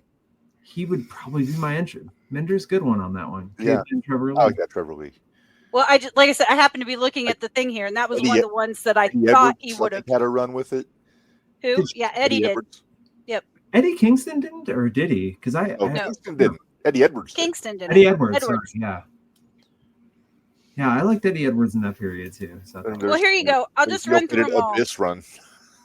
There's 55 champs. Oh boy. These are not in any order. Chris Sabin, Trey Miguel, Austin Aries, Samoa Joe, Trevor Lee, Low Key, Petey Williams, Jay Lethal, Christopher Daniels, AJ Styles, Ace Austin, Moose, DJ Z, Frankie Kazarian, Doug Williams, Tigre Uno, Tiger Uno, Tigre Uno. Tigre Uno, That was Mike Bailey. 2014. Suicide, Rich Swan, Matt Seidel, Manic, Michael Shane, Josh Alexander, Kenny King, Mustafa Ali, Rob Van Dam, Amazing Red. I kind of thought you put Amazing Red on there I thought somewhere. about Red. I won't lie. Rohit Raju, Brian Cage, Sonata, Willie Mack, Jake Christ, Jerry Lynn. Jerry Lynn, I was surprised you didn't have him on there too. I think he only had a couple runs with it. He had 2. don't 84 laugh, but I days. loved Rohit. Hey, as a hitman, we seen him at the hybrid. Oh yeah. Sheikh Abdul Bashir, Sean Devari. Sonya Dutt, Kid Cash, Oh, Kid Cash. Oh, Kid Cash. He would have been on my list. Taji Ishimori. Taiji Ishimori, the Bone That's Soldier from the close. World I Cup. did better with the last. I'm doing better on these names, Reb. You should be proud. I am. Alex Shelley, Brian Kendrick, Sunny Sakai, Siaki, sorry, Leo Rush, Abyss, Homicide, Rockstar Spud, Eddie Edwards, Lashley, Robbie E, Kurt Angle, Chris Bay, Leon Slater, Johnny Devine, Six Pack, Zachary Wentz, Mike Bennett, and Eric Young. You know, I could have put Bay on there because he had a good run. It's only one run in 27 days. It was only a month. It wasn't even a month. Maybe we just like Chris Bay. I think so. We do like Chris Bay. Not for nothing, Minderz, Sonny Siaki is Sonny, don't look at my butt Siaki. Sonny, don't look at my butt, Stiaki. EY was less than a day. That's funny. Oh, yeah. Yep. Yeah. Okay, so that was randomness. Well, that was fun randomness. Yay! Randomness can be fun. So I'm gonna say you guys really do need to make it to Squared Circle Expo. Yes. No. We have so much fun. We had Jeremiah's table ended up one of our hookup places. Everybody would go a different way, and then we'd all go back to Jeremiah's. Why are you making out with people at Jeremiah's table? It was Carson Drake, believe it or not. Oh, I love him. He's so hateable. Carson, Very hateable. Yeah. He beat Camaro, though, so we don't like him. Oh, okay. hold on. Where's it at? Well, there's my my brood. I only need one more to make my collection complete. But he doesn't do cons. But he doesn't do comms. Yet. Yeah. He works All one right. more hardcore match. I think he'll end up on the list. One more Toronto toothbrush match, and we'll see what happens. Why did he dive off a cage? Oh, no. Oh, yeah. He's so hateable, right? Like, it's He so talked good. me into spending $10 for it. I didn't know any better, And and you he didn't beat even- Jimmy Carrot, and And it you kind of didn't even pissed get me to off. touch his belt either. Pissed me off. He's working heel at the gimmick table. Oh, yeah. Oh yeah, Not and as then I bad got as my this at MJF. Nice. what MJF? What? I love that. Like that kind of looks like a family photo. Like he's like, put that back on. Right? It looks like a one family of those- photo. It's like one of those old timey paintings. Like No, it looks like Minderz is the cool mom, and MJF is really mad. He's got to take the photo. I All the hate you, Mills Mom. in the I hate photos. you. He yelled at me. It was so funny He yelled because at a baby too. he did yell at a baby.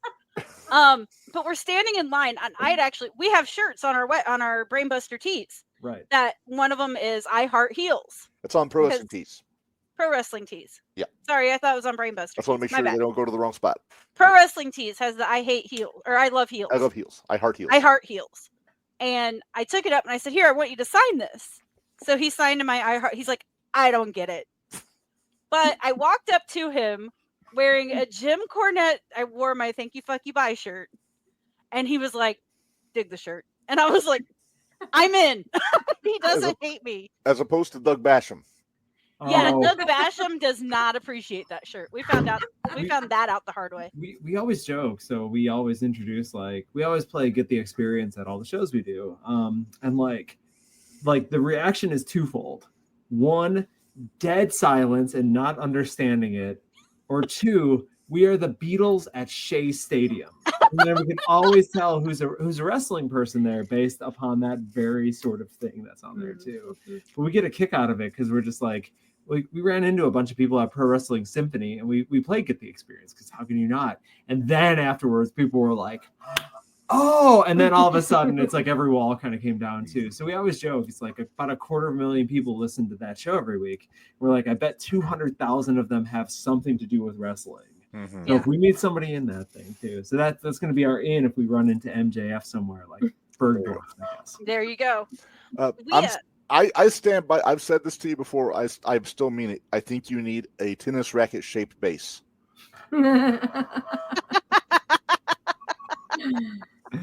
Custom. That's a custom That's job. a custom. So Maybe that's if our sticker subscription, we do a sticker subscription where we Oh. send it to people. If it gets to what number of people, and we'll do a die cut tennis racket X Bombers sticker. I don't know. there you go. What number? I have no idea. If we can get it to 100 people who are subscribing, we'll do a tennis racket one. How about that? People All right, become Reb, we got to push this. Okay. We got to make this happen, I smell a groundswell here. So right? Well, here's the thing. So I just remember they weren't even going to make the video for "He's a Bad Bad Man" until they hit 2,000. No, 1,000. It was 1,000. It's so hard, by the way. Nobody's impressed when you're like 1,000, but like every band in the world, it's like they have to be verified and vetted and everything too. Mhm. So, Yeah. I was going to say, because I was like, all right, I'm going to listen to this at least twice a day. And I put it on my little playlist. It was one of my alarm songs. in the Minderz, you morning. moved the needle for us that much. I tried. I need found the world to know. Like, listen, Rep, you're great, but we know that this is Minder's show. And we're just on it right now. we need to get them some Minderz shirts.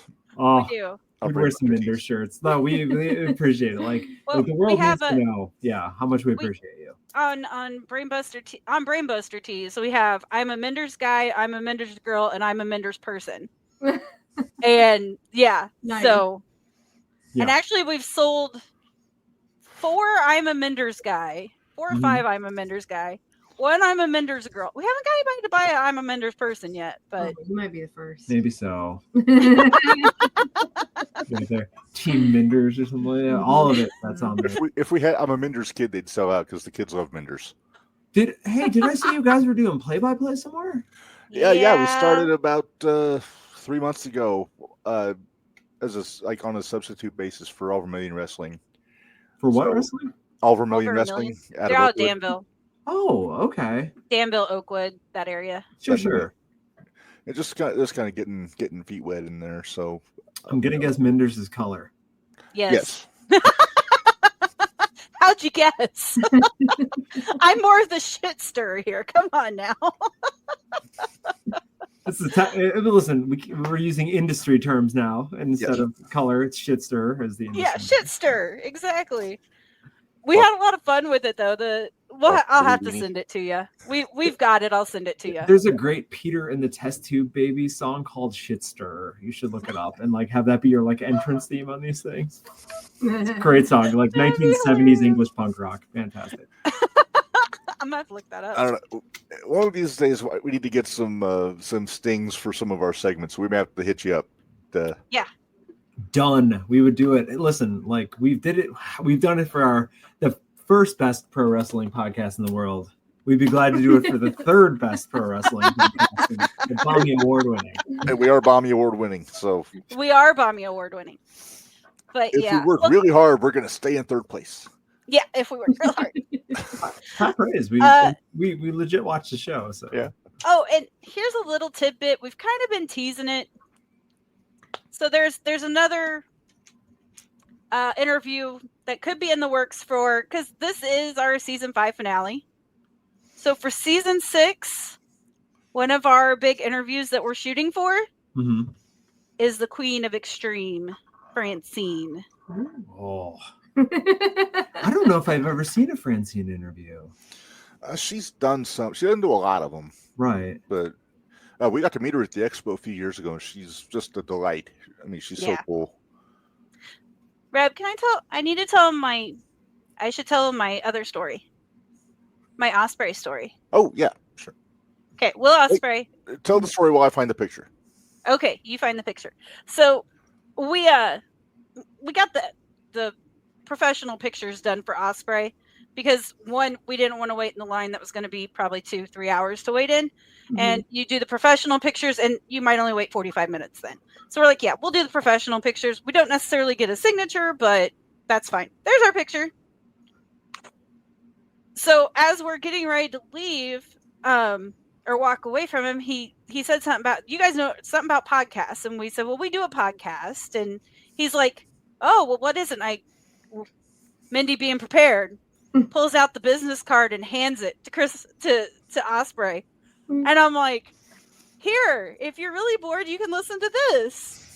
And he took it, put it in his pocket, and then he came down and drank a pint with us later. So we were, I was a happy camper. I was so excited. He was a friggin' gentleman He's all the way fun. through. Such a nice guy. That makes me Osprey's like him. great. Yeah. I may only understand every third word coming out of his mouth, but I'm always Rob? happy to see him on my TV. Oh yeah. Rev, Well, I was about the only word. I was a big fan of his Something wrong. fan. So This is something, bro. some Rev. bad, then you need subtitles. But it's Always We happy. had a lot of fun with it. And actually, we got to meet Joe Hendry. Yeah. I got my picture, or Barry and I got our pictures with APA All right. and the King and JR. But by the way, fun fact: Jeremiah is coming up any day now to become the longest reigning Mid America champ. Lawler was the previous one, nice. so it's within days. So to bring it actually into our orbit, so that's part of it too. It's gonna be awesome. Yeah, we had so much fun hanging out in the NWA tables, Yeah. especially time with Latimer and Camille. Camille. Got to see Danny Deals out there. He's Camille was awesome. Camille was her and so I- cool. We had a great conversation because, okay, so we have what we call the list of the ruined. That happens whenever AEW gets a hold of them. So we Yeah. have a list of the ruined. Tony likes to leave his toys out in the rain. Yeah, he does. So I That's my favorite looked at Reb and I said, Reb, I'm gonna ask her. And Reb looks at me, he's like, Minderz. I just wanted you to do it tactfully And I did, because I don't want you pissing people off because we may try to get these people on the podcast. And but I went up to her and I said, I want you to know that we think you're phenomenal. However, we feel the way that the cards you were dealt in AEW, no, Completely agree. no. She You was can't be coming out the of- Yeah, you she's can't be coming at NWA like a star. right. she was And so good. Plug her into the main event of AEW. I don't know if I would have given her the world title. but not she as a would've- bodyguard for Monet. She would have been a top 4 single. You know what I mean? Yeah. You could kind of see, Yeah. and she come up short.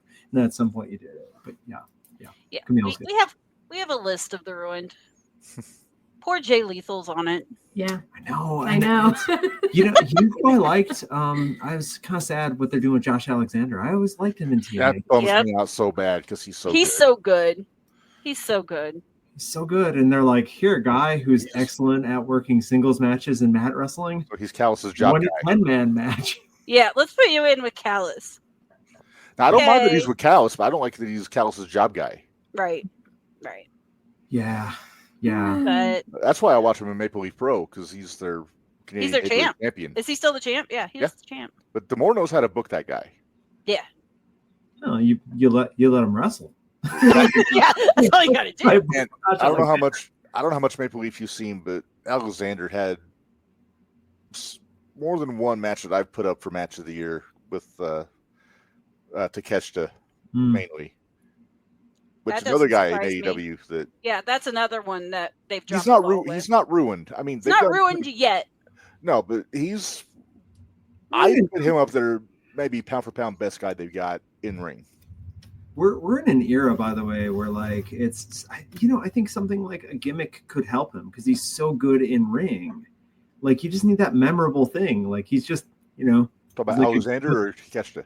Takeshita. I think Alexander has a great gimmick. Like that's the thing is he's the walking weapon. Takeshita's like I'm good at wrestling and I paint my nails sometimes. He's Right. the alpha, but that doesn't really. He's the alpha, but it that is. doesn't really say much. No, not so much. I mean, Josh could always bring back Tim Burr, his throwback throwdown gimmick from Impact. Mm-mm. Mm-mm. You almost spit out, didn't you? Mm-hmm. Timber. Oh lumberjack. my goodness. Yeah, obviously, right? He's a man. I will accept that only if he comes out to Manly Man. The Regal. I about got it too. I about got the spit take too. The Manly Men, Team him up William with Grizzly Regal. Redwood. yeah. What? You remember the littlest lumberjack Grizzly Redwood from Ring of Oh, Honor back in the day? jeez. Oh yeah. He was cheeseburger sized. He was smaller than Cheeseburger, Oh, good at lord. least shorter. They might have weighed the same, but Jeez. I Well, like it this- because he would get killed at least. You know, Yeah. that was the Ring of Honor way. Is Yeah. He would get one hope spot, but he'd get murdered. And I'm like, this might be fun. Yeah. Well, this has been awesome, guys. Thank you so much for joining us last second. I know it was kind of a, hey, you want to come on tonight? Yeah, sure. Let's do this. Really appreciate it. Why don't you tell everybody where they can find the video, where they can find you guys, and how to get on the sticker thing. So then that way we can get the diecast tennis racket. That's a real thing, by the way. We do these things in the same way that we said we get this amount of views. We go down Murfreesboro, Tennessee. We do these things. So we're at the X Bombers at all the places, right, including Facebook, Instagram, Blue Sky, and Twitter because we're stubborn. But the one that we really have near to our heart too, if you're watching on Facebook or sorry, not Facebook, YouTube here, we're at the X Bombers. Our new music video just came out. We really hope it gets some like traction. It's just, you saw it on here. We'd love for you to watch it again. And thexbombers.com is where you can be one of our sticker subs.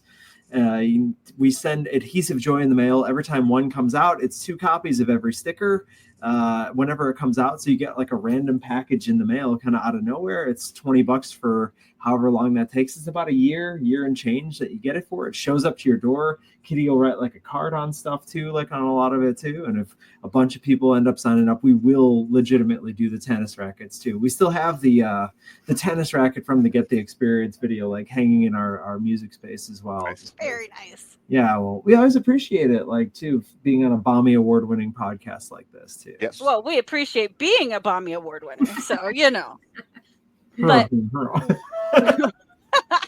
That's my fancy All right. person talk.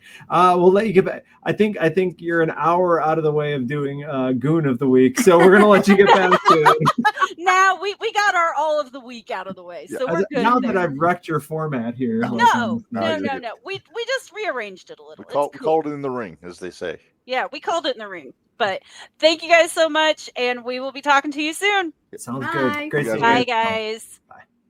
Reb, let's pay some bills. All right. We will be right back.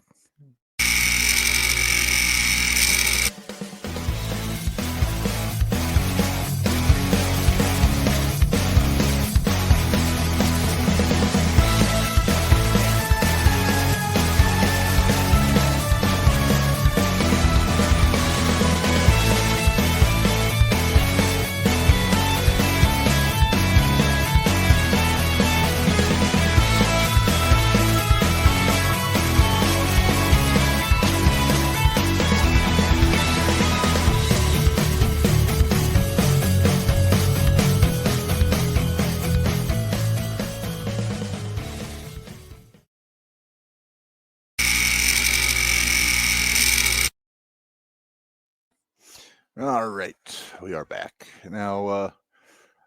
Minderz, I will let you pick. Are we gonna do you want to do TNA picks, or do you want to move on to? Do you want to do LFG real quick?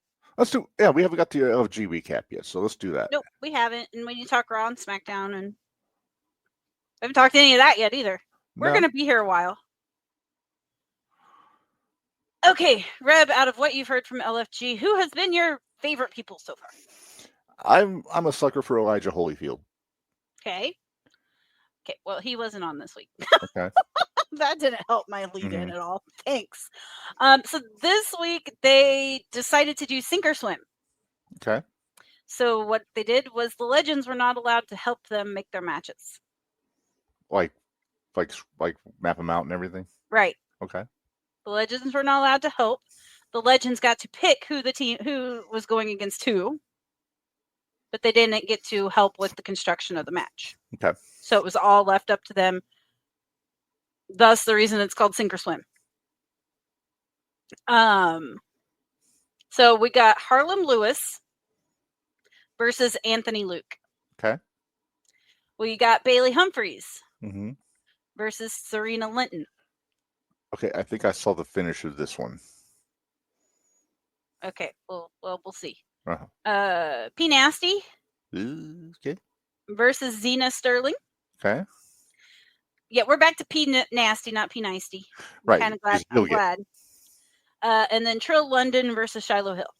All right. So Harlan Lewis and Anthony Luke do not like each other. I feel like Anthony Luke is a little jelly. He is kind of becoming. Okay, so my note says Anthony Luke is becoming a cocky backstard. So instead of bastard, a backstard. This match, basically Harlem looked at Anthony Luke and told him FAFO. And yeah, it was a really good match. They told a really great story. Anthony Luke is still a Rock wannabe. I don't care what the legends say. They say he's pulling away from it. I don't think he is. I see every little bit of the Rock in him. Harlem Lewis can sell his, well, he sold his leg off. I'll put it that way. It was chef's kiss. He did it so well. And Harlem actually won the match with a roll up, holding onto the ropes. So love the heel move, Mm-hmm. but I'm not sure if he was supposed to be the heel or if Anthony was supposed to be the heel. Mm. Because kind of the way they were wrestling, it kind of went back and forth. Like it was just basically two guys that wanted to punch the shit out of each other. Which, if it would have been Minderz Law, you would have thought they were really good friends, but they are not really good friends. I don't think all of that was a work. I think a lot of it was a shoot. We'll go to the other guys. The other guys was Trill London and Shiloh Hill. It was a good match. Trill London has too much Jeff Hardy in him. Ugh. He's already wearing the long sleeve white shirt, and then he goes up to do a swanton, takes the shirt off. It's too much. Mhm. He does a lot of this, a lot of the dancing, the Too everything weird. else. I can't. And I like Trill, and I couldn't get behind it. It was too much. Shiloh's he's still really good. But the problem is, and this is what I kind of, yeah, Sean, I'm getting there. I kind of mentioned this earlier, but Shiloh Hill, I don't like the fact that they have people that have been there for 2 seasons now instead of just the 1 season, and you do like 16 new people then the next season. Mm-hmm. Because I feel like a lot of the legends are expecting more out of the ones that have been there and that were really good at the end of season 1. Mm-hmm. And they've not really plateaued, but they're more working on the details now as opposed to the huge picture. Where the other ones are working on the huge picture, so you see a lot of you see their growth more than you do with the ones that are just working on fine-tuning the details. Yeah. So I'm nervous for Shiloh and I'm nervous for Xena. Because those two were the runner-ups for season 1. Mm-hmm. So that just makes me nervous. Yep. And according to Sean, Bully is not happy about. Yeah. Not. He's not, because they always say that Xena's doing really good, but they say keep thinking that P Nasty's doing a little bit better. Well, P Nasty sucked. It was Xena that pulled P Nasty through her match, Mm-hmm. and now they're giving P Nasty everything that Xena was getting. So I do see where he's coming from with that. Mm-hmm. P Nasty and Xena Sterling. Xena won the match, but yeah, it was a good match. There wasn't anything wrong with it. It was a good match. I'm seeing where Bully's coming from. I see why he's upset with it. Mm-hmm. Then we get to Bailey Humphries and Serena Linton. They had what looked to be a really good match worked out, and they were going really well. And then all of a sudden, Serena passed out. She blacked out. Hey. They're not sure if just the way Bailey was holding her up, or if it was something that just messed up in Serena, or they don't know. Mm. So they ended up Xing Serena and stopping the match. So we'll wait and see if Serena's hurt. Yeah, throw up the red X. So people to get points. Anthony Luke got a point, which annoyed me, because I didn't think he did better than Harlem. I thought Harlem Lewis did such a better job. Right? Sugar agrees with me. And then P Nasty got the other point for the women, which took McCool up to 4 points. Mm-hmm. Book to 3, Take to 3, and Bubba to 2. So we shall see how all of this works. I think we ought to be getting close, though, to where they start doing... They still need to do the tag team thing. They haven't done a tag team thing yet, and they haven't done a faction thing yet. So I'm not sure. That should be coming up shortly. Okay. I would hope. But we shall see. Yeah. So that's where we stand at right now. McCool's in the lead with 4. Book with 3, Taker with 3, and Bubba with 2. Okay. I just noticed my camera was mirrored, so it was backwards. I had to fix it. Oh, okay. Because it was like this. It's not doing it now. I see it. All right. No, but okay. I thought it looked like the Independence thing was on the other side, but I wasn't sure. Yeah. All right.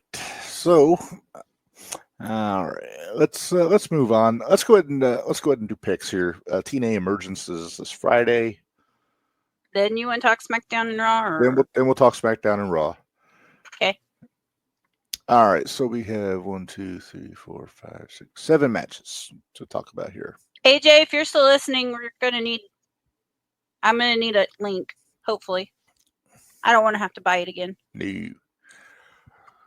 Oh, excuse me. All right. So, Hometown Man versus Ryan Nemeth. Ryan, no, wait, Hometown Man. I'm going Hometown Man. I'm going Hometown Man. Yeah. Wait, should I go ahead and do Ryan? Oh crap, I need to write this down, don't I? Probably should. Okay, hold on. Holding. So, Hometown Man versus Ryan. Okay, and we're both going. No, I'll go. you went Hometown Man. I'll go Ryan, just so we don't agree, because I don't want us to agree on that one. And there's another one later that I'd rather agree on. Yeah. All right. Next up, Mike Santana versus Sami Callihan. This should be interesting. I gotta go Santana. Saying? I gotta go Santana. Okay. I feel like Santana's on the fast track to that world title at some point. Well, I'm gonna say I think Santana's gonna win, but I'm gonna go with Callahan. Okay. All right. Okay. All right. We have a 1, 2, 3, 4-way tag match for the Knockouts tag team title. Oh boy. Okay. All right. So the Elegance brand is defending.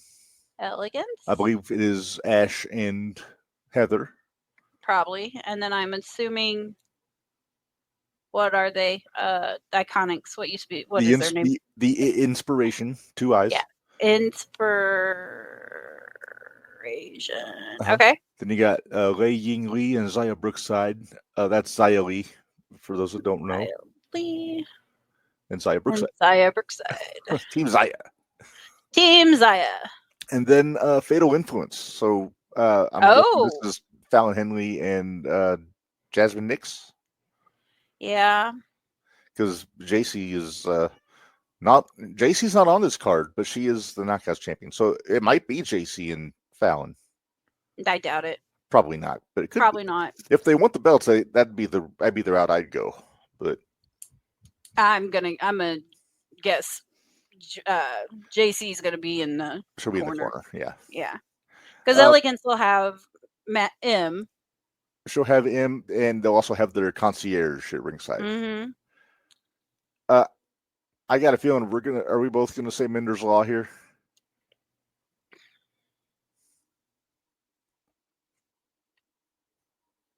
Are you saying Minderz Law?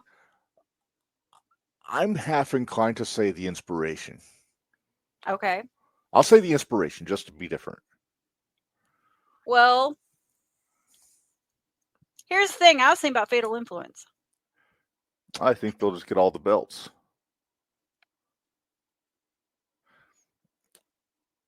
Uh-huh. I feel like that's gonna, if they did that, then that would throw the fan base into a tizzy, because then NXT would have 3 championships and TNA wouldn't have gotten anything out of NXT yet.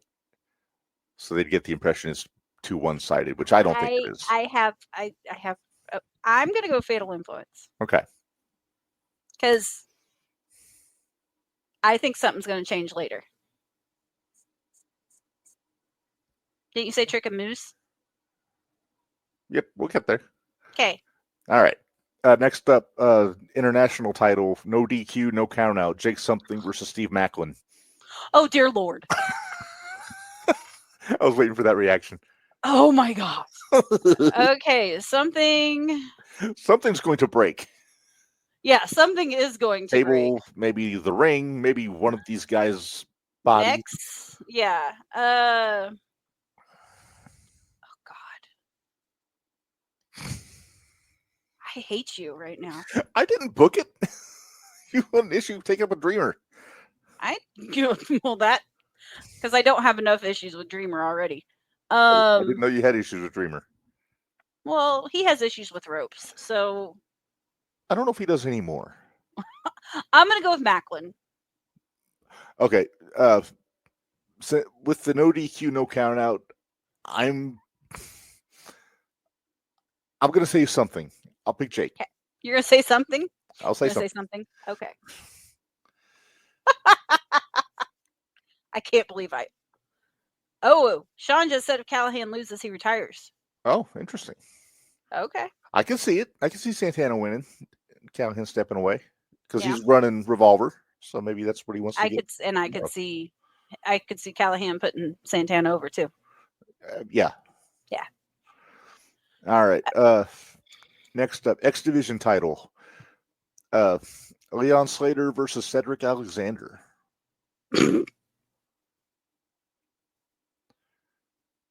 Can I say bathroom break? No. Why not? You can't pick bathroom break. You have to pick a winner. Then you pick first. I think it's going to be Slater, but I wish it was Cedric. I'm gonna agree. There's our agreeing. We have 7 Okay. matches. We can agree on 2. Okay. How's that? That works. Okay. All right. Next up, World Tag Team Championship, the Hardys versus the Rascals. No ladders from the looks of things. What Rascals? If I'm guessing it's going to be Vince and Trey. Winston Trey? No Myron? No Myron. If it's Winston Trey, I think the Rascals have a chance. Nothing against Myron. Nothing against Myron course at not. all. We love Myron. We love Myron. Myron's good. But here's my question. Mm-hmm. Is this the last pay-per-view before Bound for Glory? No, I think there's one in September. There is one in September? If I had to guess, I would say there's one in September. Because I don't think Hardys are going to double check. Find out. I'll double check. Because here's my thought process. I don't think they're going to want the belts on the Hardys when they have the match with the Dudleys. Because you don't need the belts there. You don't need the belts for that. I'll agree with that. But You don't need the belts. That doesn't mean that they're not going to, though. Victory Road is September 26th. So we have in Victory Edmonton. Road. And Bound for Glory is on October 12th. So there is one more pay-per-view before Bound for Glory. Okay. I'm still going to go with the Rascals. I like the Rascals. I'm going to say Hardys. Okay. Well, I didn't want us to agree because what we'll do is we'll go through, and then if there's one I think I want to agree with you on, then I'll go back and we'll agree on it. Okay. All right. We got main event Minderz World Championship. Trick Williams defending against Moose. Okay. Who you going with? Trick? I'm going Trick. I'm going Moose. Because my thought is, if Fatal Influence gets tag team women's belts, there's got to be a toss up. Yeah. So, how about this? Can I do this? Since we only agreed on one. Okay. If Fatal Influence does not win the belts, I'm going to go with Elegance. Okay. Okay. I'm going to put it in a little bracket. If a TNA team wins, it's going to be Elegance. Okay. However, Fatal Influence wins, then Moose wins.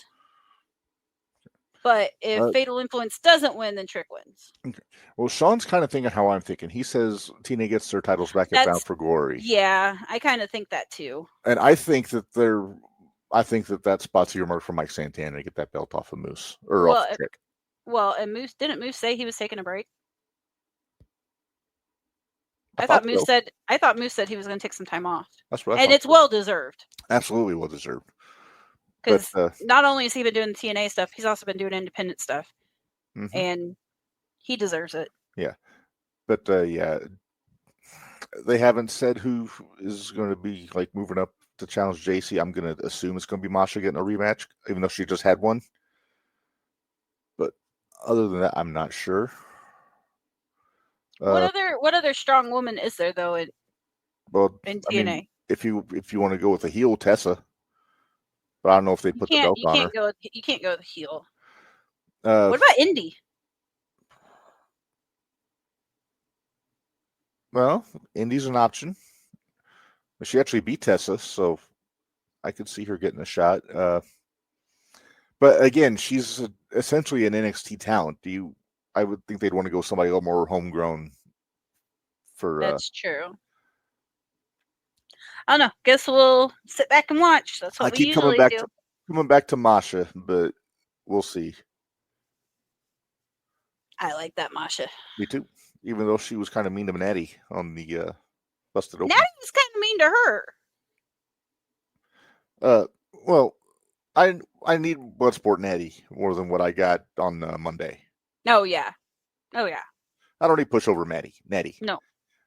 Bloodsport Natty would have seen that kick coming. Oh yeah. and she would have taken her out. And taken her out. Yeah. So I must have missed something. Did Becky take a shot to the face from Maxine on accident? I don't know why. Because she was holding her face after she won the match. She might have been selling. I don't know. I had to watch highlights because I was at band practice last night and didn't get home until after halfway through the show, and then I haven't had time to watch it since I've been home. I just watched the high points. Yeah, well, that's the beginning and the end, basically. Well, there is the Bailey promo though. Oh, the Bailey promo. Yeah, that was good. Oh, and there's trouble with Io and Asuka and Kairi. I saw the finish of the match with Io and Roxy where there was some miscommunication there. Yes. Oh God. What? Sean. He said rumors are that Naomi may be pregnant. Oh, well, I know she was saying that Congrats, she wanted to. Jimmy. Great, another Samoan. Now, If it's a girl, they could have a tag team. she might have twins. Oh, jeez. That's runs- true. That it runs runs- in the family. It runs in the family. Oh boy. All right. Okay, well let's hit some talking points. All right. So the only two things we really have, we got to talk about this ESPN deal. No, wait. Did anyone catch Braun corpsing when Knight called Reed a walking footlocker? Sure did. Sure did. Sean, yes, if she is pregnant, she will have to vacate the title. Yeah. And I don't know what they would do there. I'm assuming they'd have Stephanie against Roxy. No. I need to be Io versus Stephanie. Oh, Io versus Stephanie, but Roxy beat Io. But Io isn't Io the one that's supposed to have the match? Io was supposed to have the match with Naomi. Supposed to have her match last night. Right. So that makes sense then. Moving it and have Io and Stephanie Io and taking Stephanie. title, or they probably do some sort of fuckery ladder match or something. Probably something stupid. But yeah, so I guess we'll find out. we'll find out. Yeah. I guess Jimmy didn't proceed with caution. He did not proceed with caution. But jokingly, if it is true, good. No. Yeah, Mazel if it's tov. true, congratulations. Yeah. That was a word. I promise that was a word that got mumbled there. Wow.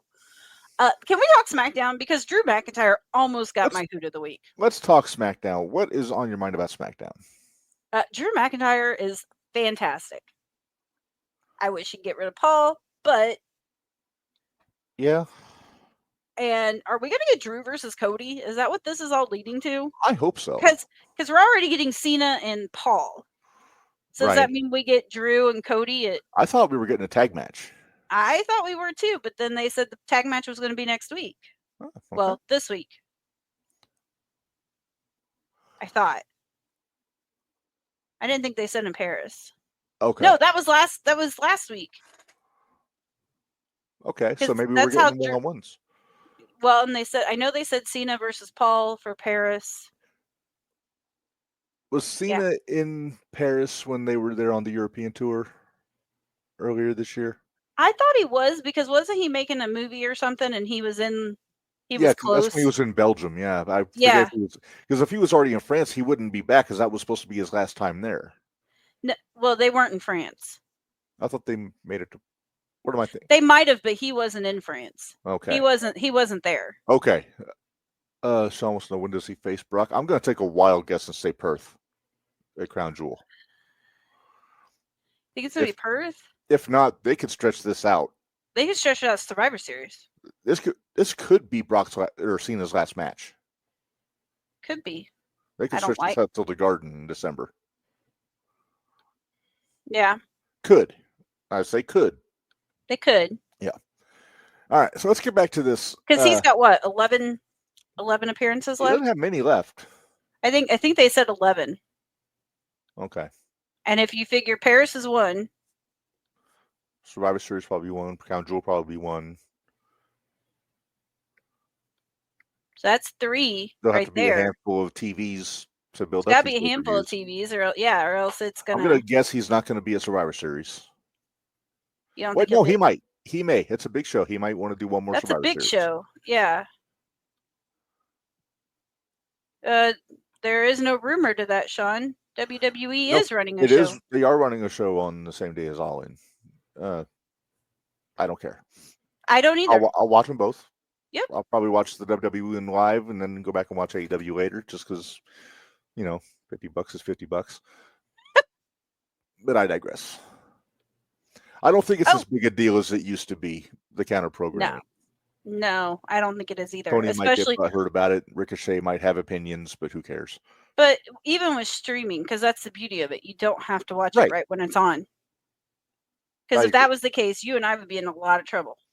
No, I'd have to have one on the TV, one on my iPad, one on the computer. watching. And then we'd miss something. Yeah. But it's kind of like LFG. I never watch it on Sunday. Never. I watch it No. Tuesday morning. And Well, that's so it's fresh in my head, so See, I can I never talk get to about watch it. NXT live. We got to watch it after the Yeah, fact. we always have to watch it, follow up, because Same with Dynamite when we're doing the shootout. yeah, because I get right on that watching Well, Dynamite. I'll tell you what. By watch Dynamite, I mean I listen to Busted Open After Dark and hear what I missed. And... All right. All right, that Anything pretty else? well covers everything, I think. Okay, I was going to ask if there's anything else notable about SmackDown. I mean, other than they were celebrating. Chelsea Green took a birthday cake to the I face. saw that. And then she denounced Canada. Yes, she did. I think it was it Alexa's birthday? Alexa's birthday was Saturday. Like next day or something. Yeah. Yeah, it was Saturday. But it said congratulations, Charlotte, in big huge letters. And then at the corner it said, and Alexa. Happy birthday. Nice. And anytime a heel takes a birthday cake to the face, it's just good TV. Yes. And birthday cakes and wrestling rings do not have a good record. The only thing worse is a wedding cake in a wrestling ring. Yeah.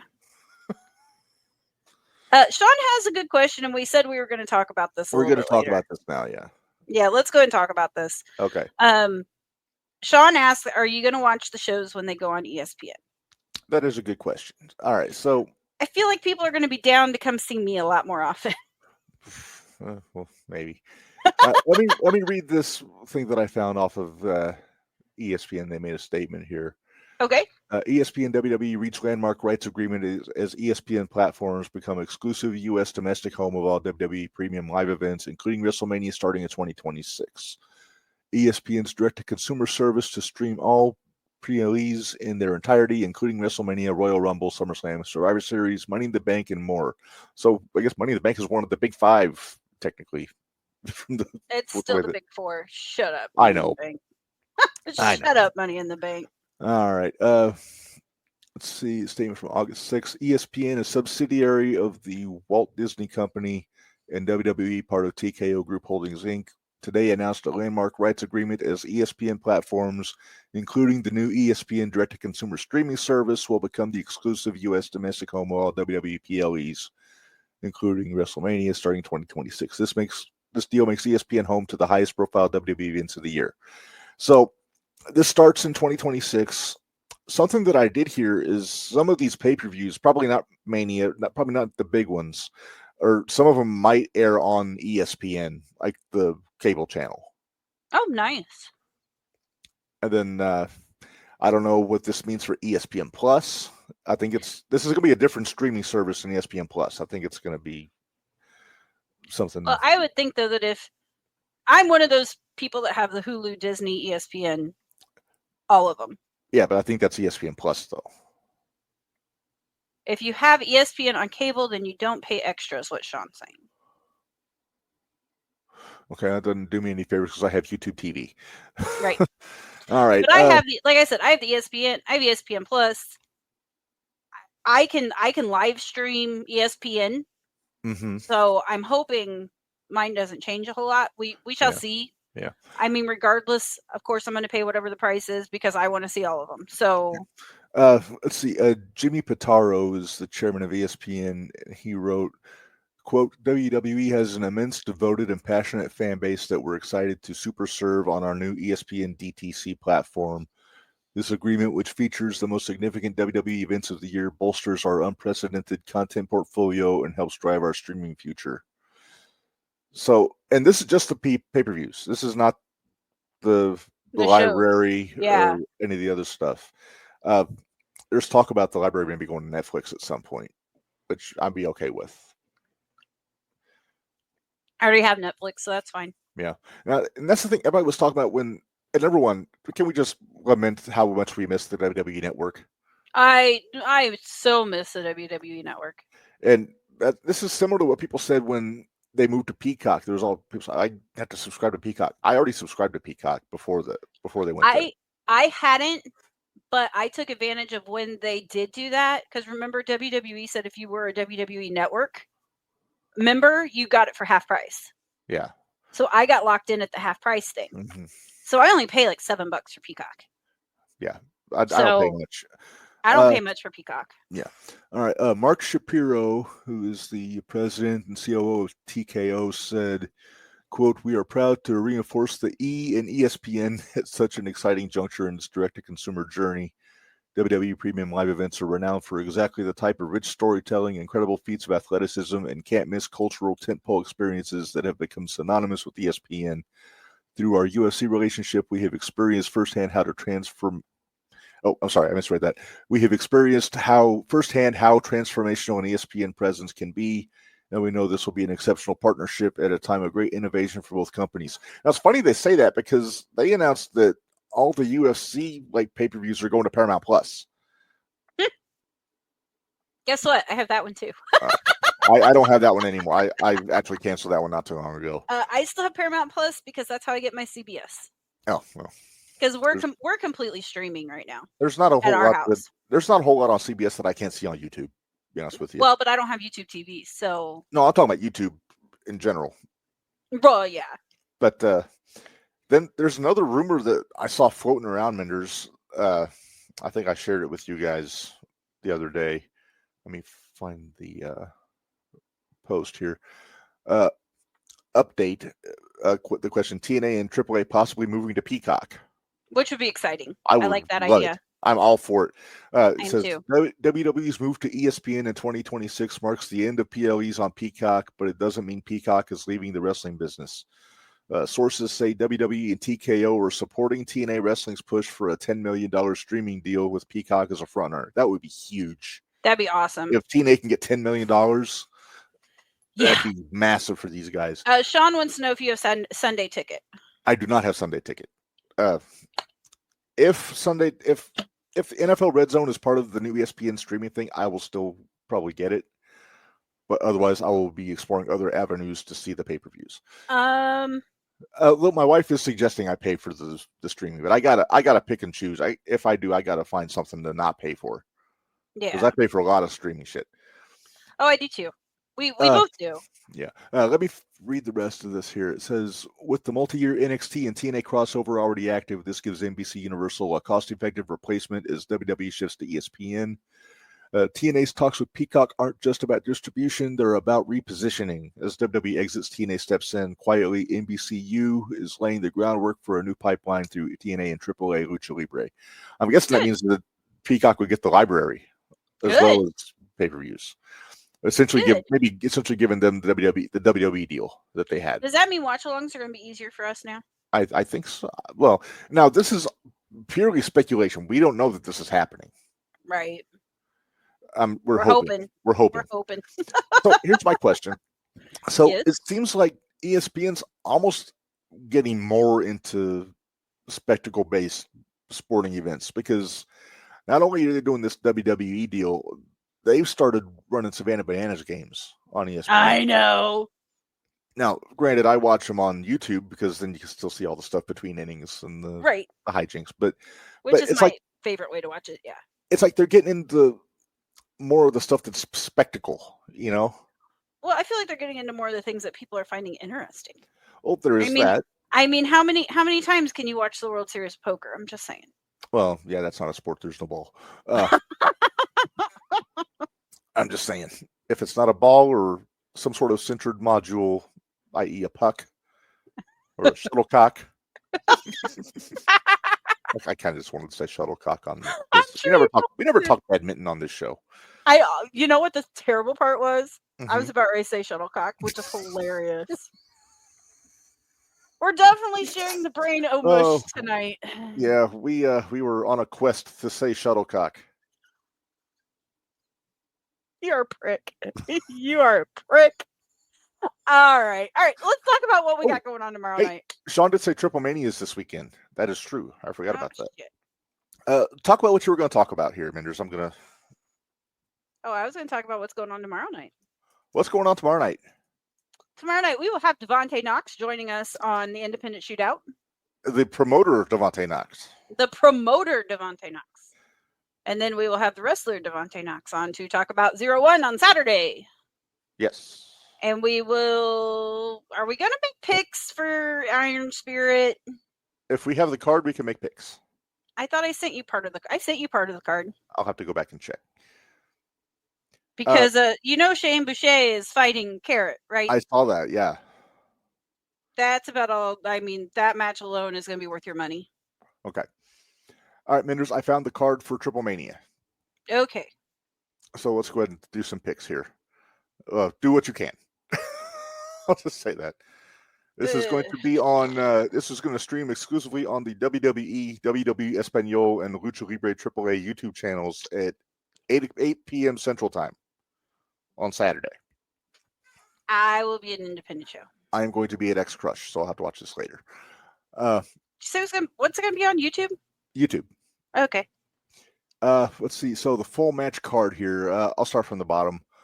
So they Because have, I'm going to know who these people are. Come on. well, first thing first, we have to make a pick on this because we don't know who's in it. But the Copa Bardal match, and they have a description here. In the Copa Bardal or Bardal Cup for those English speakers, participants enter the match at timed intervals similar to a Royal Rumble match. Eliminations occur via pinfall. The last remaining competitor wins the Copa Bardal trophy. Okay, I like that. Yeah. Maybe that's how we should decide our first big decision down the road, Minderz. If we ever get to make our big decision. I'm worried about my guy. I know you are. Ooh! What? PWE just made an announcement. Oh, hang on. Let's finish this first. Okay, sorry. Okay. Latin American Championship match. El Macias is the champion, Okay. defending against El Hijo de Dr. Wagner Jr.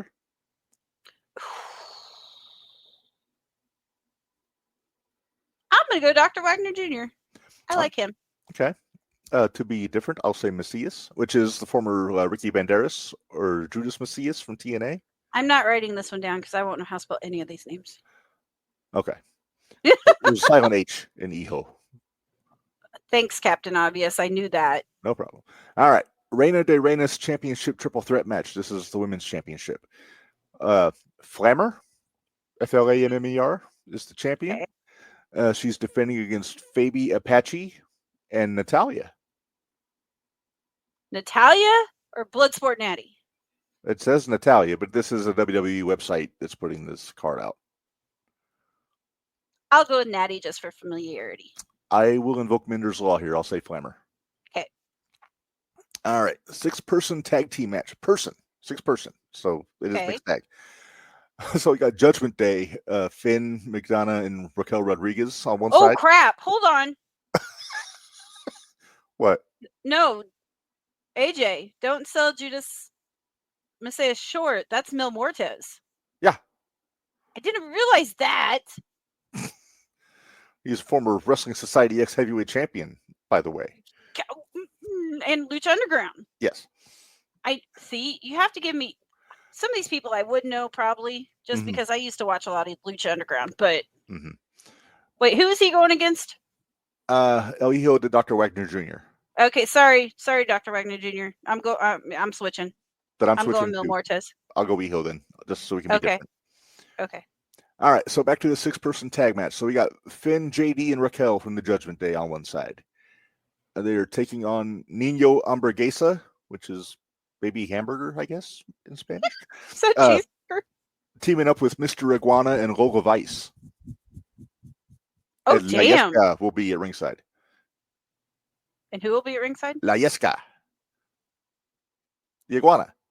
Yeah, I know. Just making sure. Is the Copa, is that a women's or men's match? Do we know? The Copa Bardal? Yeah, Doesn't say. It might be mixed. could be. Who are you going with? I'm going to go with the Nino Hamburguesa, Mr. Iguana, and Lola Vice team. Okay. And I'll go with Judgment Day then. there's a lot of Judgment Day on this card. Well, there should be. Wonder if Roxy will be at ringside for one of these. Oh, I'm sure she will be. All right. Next up, AAA Tag Team Championship Street Fight. Angel and Berto defending the Right. Garzas against Pagano and Psycho Clown. Now, this is a street fight. I'm gonna go Pagano and I- Psycho Clown. I think this is going to be our one that we agree on. Okay, because Pagano, he's a street fighter. So Psycho Clown. Yeah, they're both deathmatch guys. Yeah. Dude, Psycho had a match with Gringo Loco in GCW a few years ago that was just a friggin' banger of a hardcore match. Speaking of Gringo Loco, guess who sweet talked somebody into going to the Pena show? You hate me yet? A little bit. That's all right, though. It's Gringo and Camaro, dude. I I can't. know. I can't miss it. I can't. I don't want to, but I have to. Mm-hmm. All right. So we're both picking Pagano and Psycho. Yes. Okay. Then we got our main event, AAA Mega Championship Fatal 4-Way match. El Hijo de Vikingo defending against Dragon Lee, Dominic Mysterio, and El Grande Americano.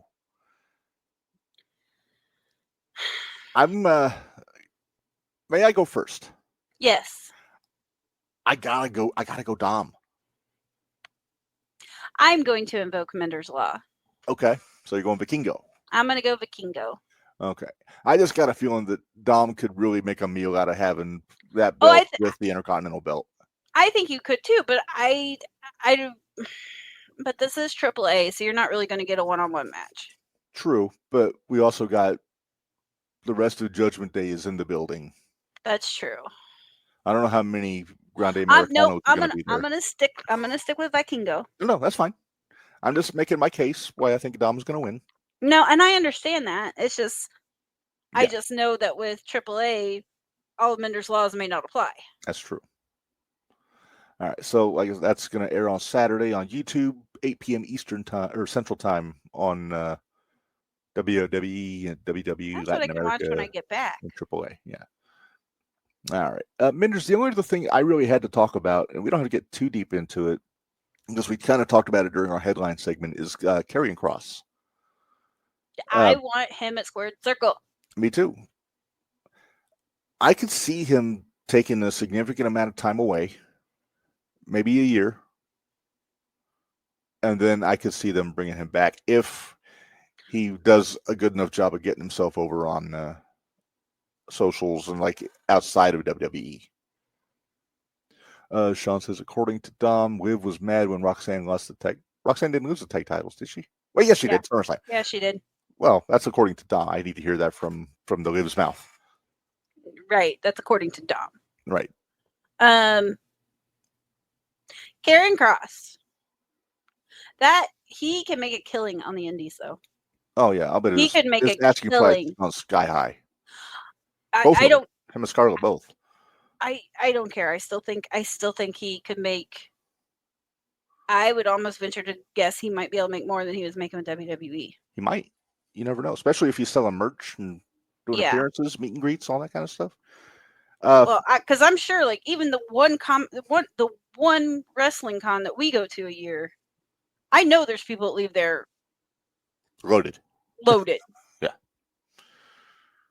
It's a good So It's a good hustle if you're a vet. it is. Make good It's money. a real good hustle. Yeah. Um, All right, let me ask you this. As far Uh-huh. as the wrestling side goes, where would you want to see Cross wind up at? well, I know you said New Japan.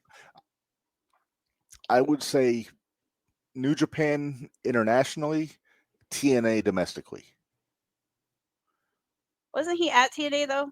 He was a TNA like a few years ago. But isn't that too close to WWE? That's the problem. It might be. I also, and you made a good point about Maple Leaf Pro. Let's say Maple Leaf Pro. I could see him making a run there. I could see him doing something more like territories, like Maple Leaf Pro, GCW. Dreamwave, GCW. You know he's got ins with GCW doing the Bloodsport stuff. right. Sean says, does he come back to W? I think eventually he will. I don't know when. It depends on how sweet is. It depends on how And- sweet he makes it. And it depends on if this is a work or a shoot. Right. We don't know for sure that he's actually gone. This might be an elaborate story. Right. Might be. But the problem is that since they did it with Truth, we're They going to did be do it with expecting Truth. it every time. That's the thing. I think So- that's why they wait. In my opinion, I think they're kind of dumb to To do do it it again with this close. Cross. Yeah, to do it That's again why. this quick. That's why I think if this is something, maybe this is something they just tell him go learn a new hold, and your spot's waiting for you. Yeah. So he goes around, does this thing all over the place. Then, like I said, a year or so from now, maybe they bring him back. Can I tease you with a good time? Please do. Tom Latimer versus Karrion Kross. Yes, please.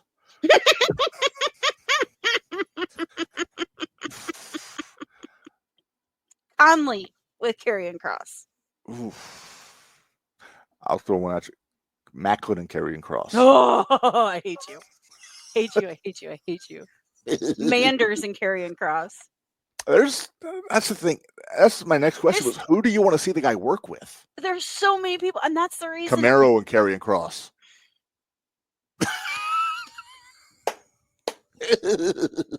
That's Leonard. the thing. Leonard. Leonard, book it. That's the thing, though. I mean, honestly, right now, if he's not under any contract, he Yeah, can because go, his contract expired. He's not under anywhere. a no complete. he can go anywhere. He can do whatever he wants right now He If- can. if it's legit. Like I said, there's not a non-compete on him. There's not a non-compete. No, because his contract expired. So this is what I'm thinking. I would almost think he would be better off to go to do the independent stuff. Do GCW, do JCW, House of Glory. do House of Glory, do like we said, Dreamwave. Well, I would say hybrid. I don't think hybrid can get him. No. but Pro Wrestling Glory. maybe. Do we know people at Glory that can Oh, I think we might know a few people.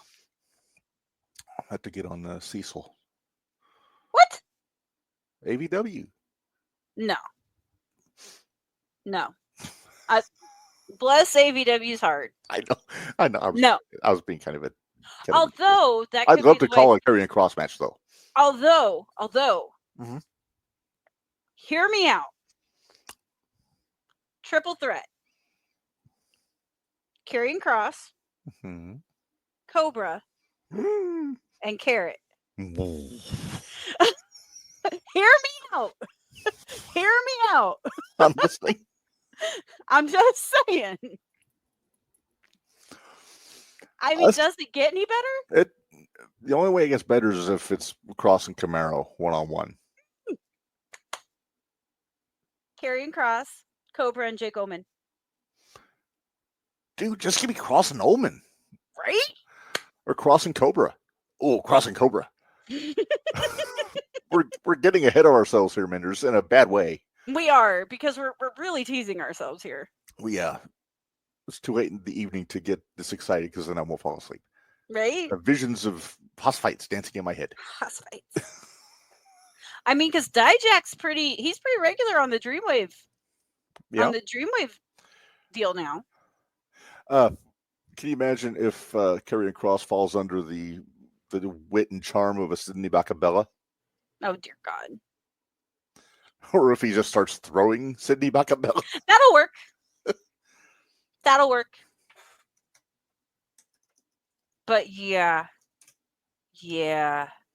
So yeah, the world is Kevin Kieser's oyster right now. It really is. Plus, he's got this book just came out. Yep. It's available on Audible, so I'll be getting that once I get. Well, get and then some you money. think, but then I mean, go down and work with Fonzie at his Cool. promotion down there. I'll bet Mark Henry will book him for All Caribbean. There you go. Or go to Revolver. Go do these other things. Enjoy it. Enjoy what you're doing. Okay, I'm going to throw this out there. What about Scarlett? What's she do? Does she get back in the ring regularly? Because she can go. She just hasn't had to. Or is it she and Kross is still a package deal? I think they should be a package deal. I mean, really do. They're a winning act. They especially on the work end. and they work so well together. Maybe I we'll mean, get I know they're married, but we might get they a mixed tag eventually of Manser and Steph DeLander against Kross and Kross and Scarlett versus Scarlett. Camille and Tom. oh. You suck. You suck.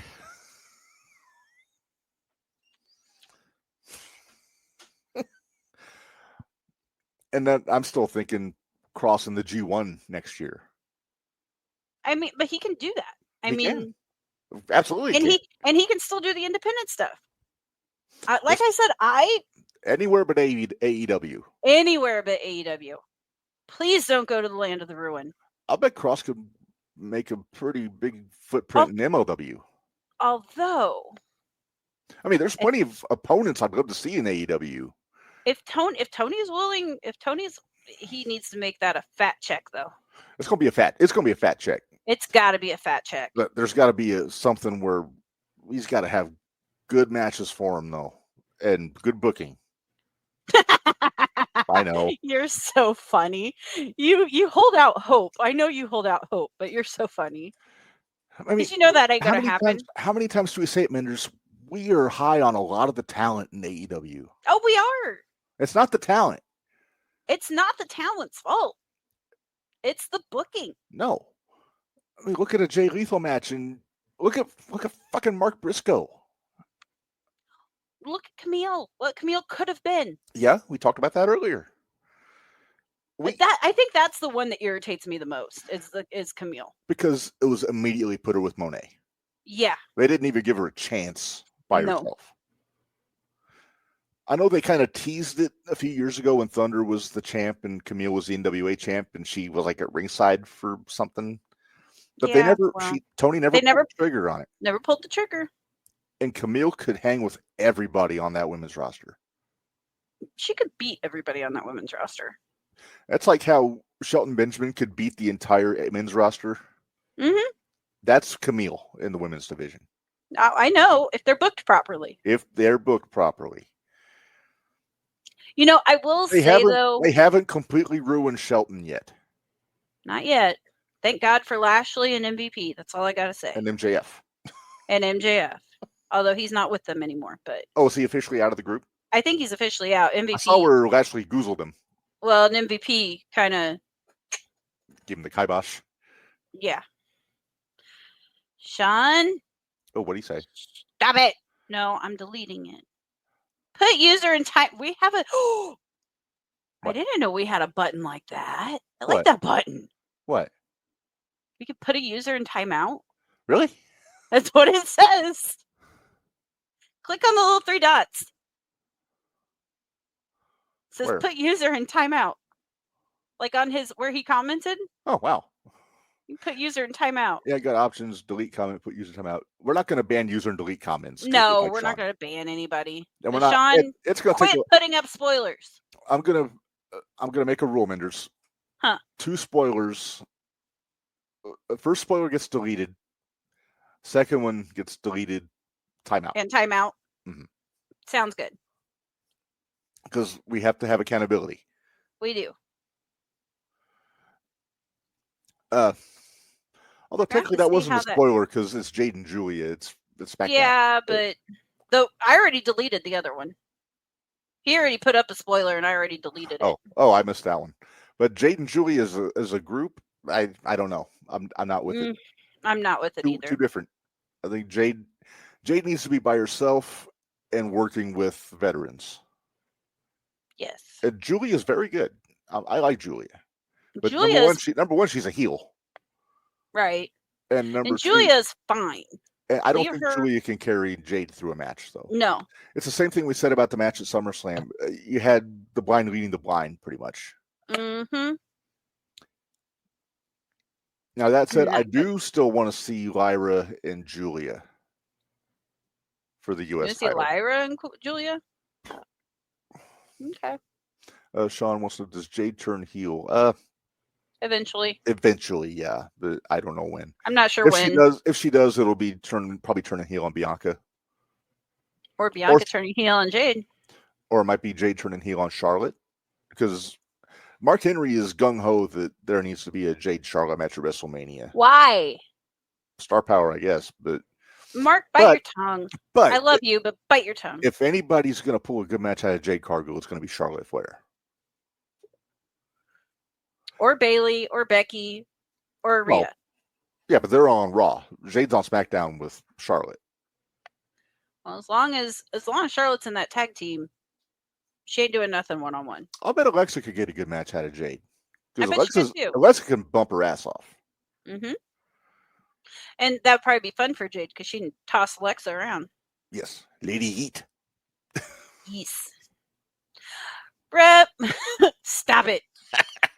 I don't know. Rep, it is almost 8:30. All right, so we're gonna get out of here for today. Thanks again to the X Bombers for surprising everybody jumping on impromptu. It was literally like 3 Impromptu. hours ago we found out about this.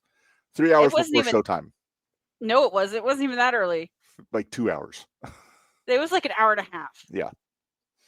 So don't forget tomorrow night on the Shootout we'll be joined by Devontae Knox talking about the Alzheimer's show. Iron Cakes. Iron Cakes.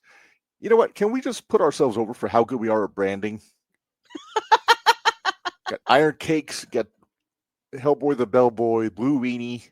Blue Weenie. You know what, though? Out of all the names that we've given people, Iron Cakes is the only one that's not, like, Insulting? insulting. Man, and if some people knew the other names that we can't put out there in public. Like the one that I subtly threw out there during the show that made you giggle? Yeah, that one. Those ones that we can't put out in public, Mm-hmm. but it is what it is. Does he know about that, by the way? Nope.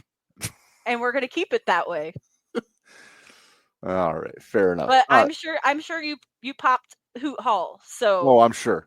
I'm probably a cheeky bastard in the eyes of our friend I'm sure you got called a cheeky bastard. I when am is Forbidden Door? Let me check that real quick before we That's September, I think. Sometime in September. Forbidden Door is Sunday, August 24th. So it's coming up. Oh shit. So, I don't think they have matches, do they? I don't think so. Let me see if they do. Let's throw because we're taking a couple weeks off here after this. Before We're taking 2 season weeks six. off? I thought we were only taking a week off. That depends. Let's see. We're taking this week off, Yet next week we will Then- not be on. right? And then the week after that is the 26th. And wait, hang on. We can't take too many weeks off because we've got We're coming. If we come back on the 26th, that's 2 days after Forbidden Door. okay. So Athena, let's do the 1 week. We'll take the 1 week off. Okay. Because yeah, we got Heatwave too. Yeah. And versus Sean Tony, says Athena Swerve versus versus Okada. Tony and Swerve versus Okada. Feel bad for Swerve. Athena and Tony will be good. I hope Becky. Billy's there. Okay. So I really like Billy. so what we'll do, why don't we do this? So we'll take next week off. Okay. Season 6 will kick off on the 26th, but in between there, like on Saturday. We'll try Well- to do another one. No, I'm saying we'll just post our picks on our Facebook. Okay, well remind me. I'll try to remember. Okay. And then we'll do Heat Wave and Forbidden Door picks on social. Because the 23rd I've got PWE. The 28th I've got PWE. The 30th I'm going to New Wave. Mhm. There's another one too. I think it's like the 6th is hybrid. Yeah, so yeah, we're finishing up season 5 here. Tomorrow night is season 1 finale for the Shootout. And then next week we're taking both of those shows off. And then we'll be back on the 24th and 25th. We will still have an Extreme Effin' review though, dropping because on we got some in the can already. Sean, that's going to be on the Jumping the Rail page. Yes, we are, Scott. We are taking both nights off. I've got a lot of rehearsing. I've got 3 gigs in one show at the end of August, and I got a lot of days I got to go rehearse. And when you have 3 or 4 podcasts in a week, that doesn't allow for that. So I got to have a little bit extra time there. We'll see. Maybe Wednesday. You want to see about getting a special guest and guest co-host? I might. Do you trust me to find one? No. Not if it's the same damn freaking I'll get Keith co-host Smith I Jr. had last time. I'll get Keith Smith Jr.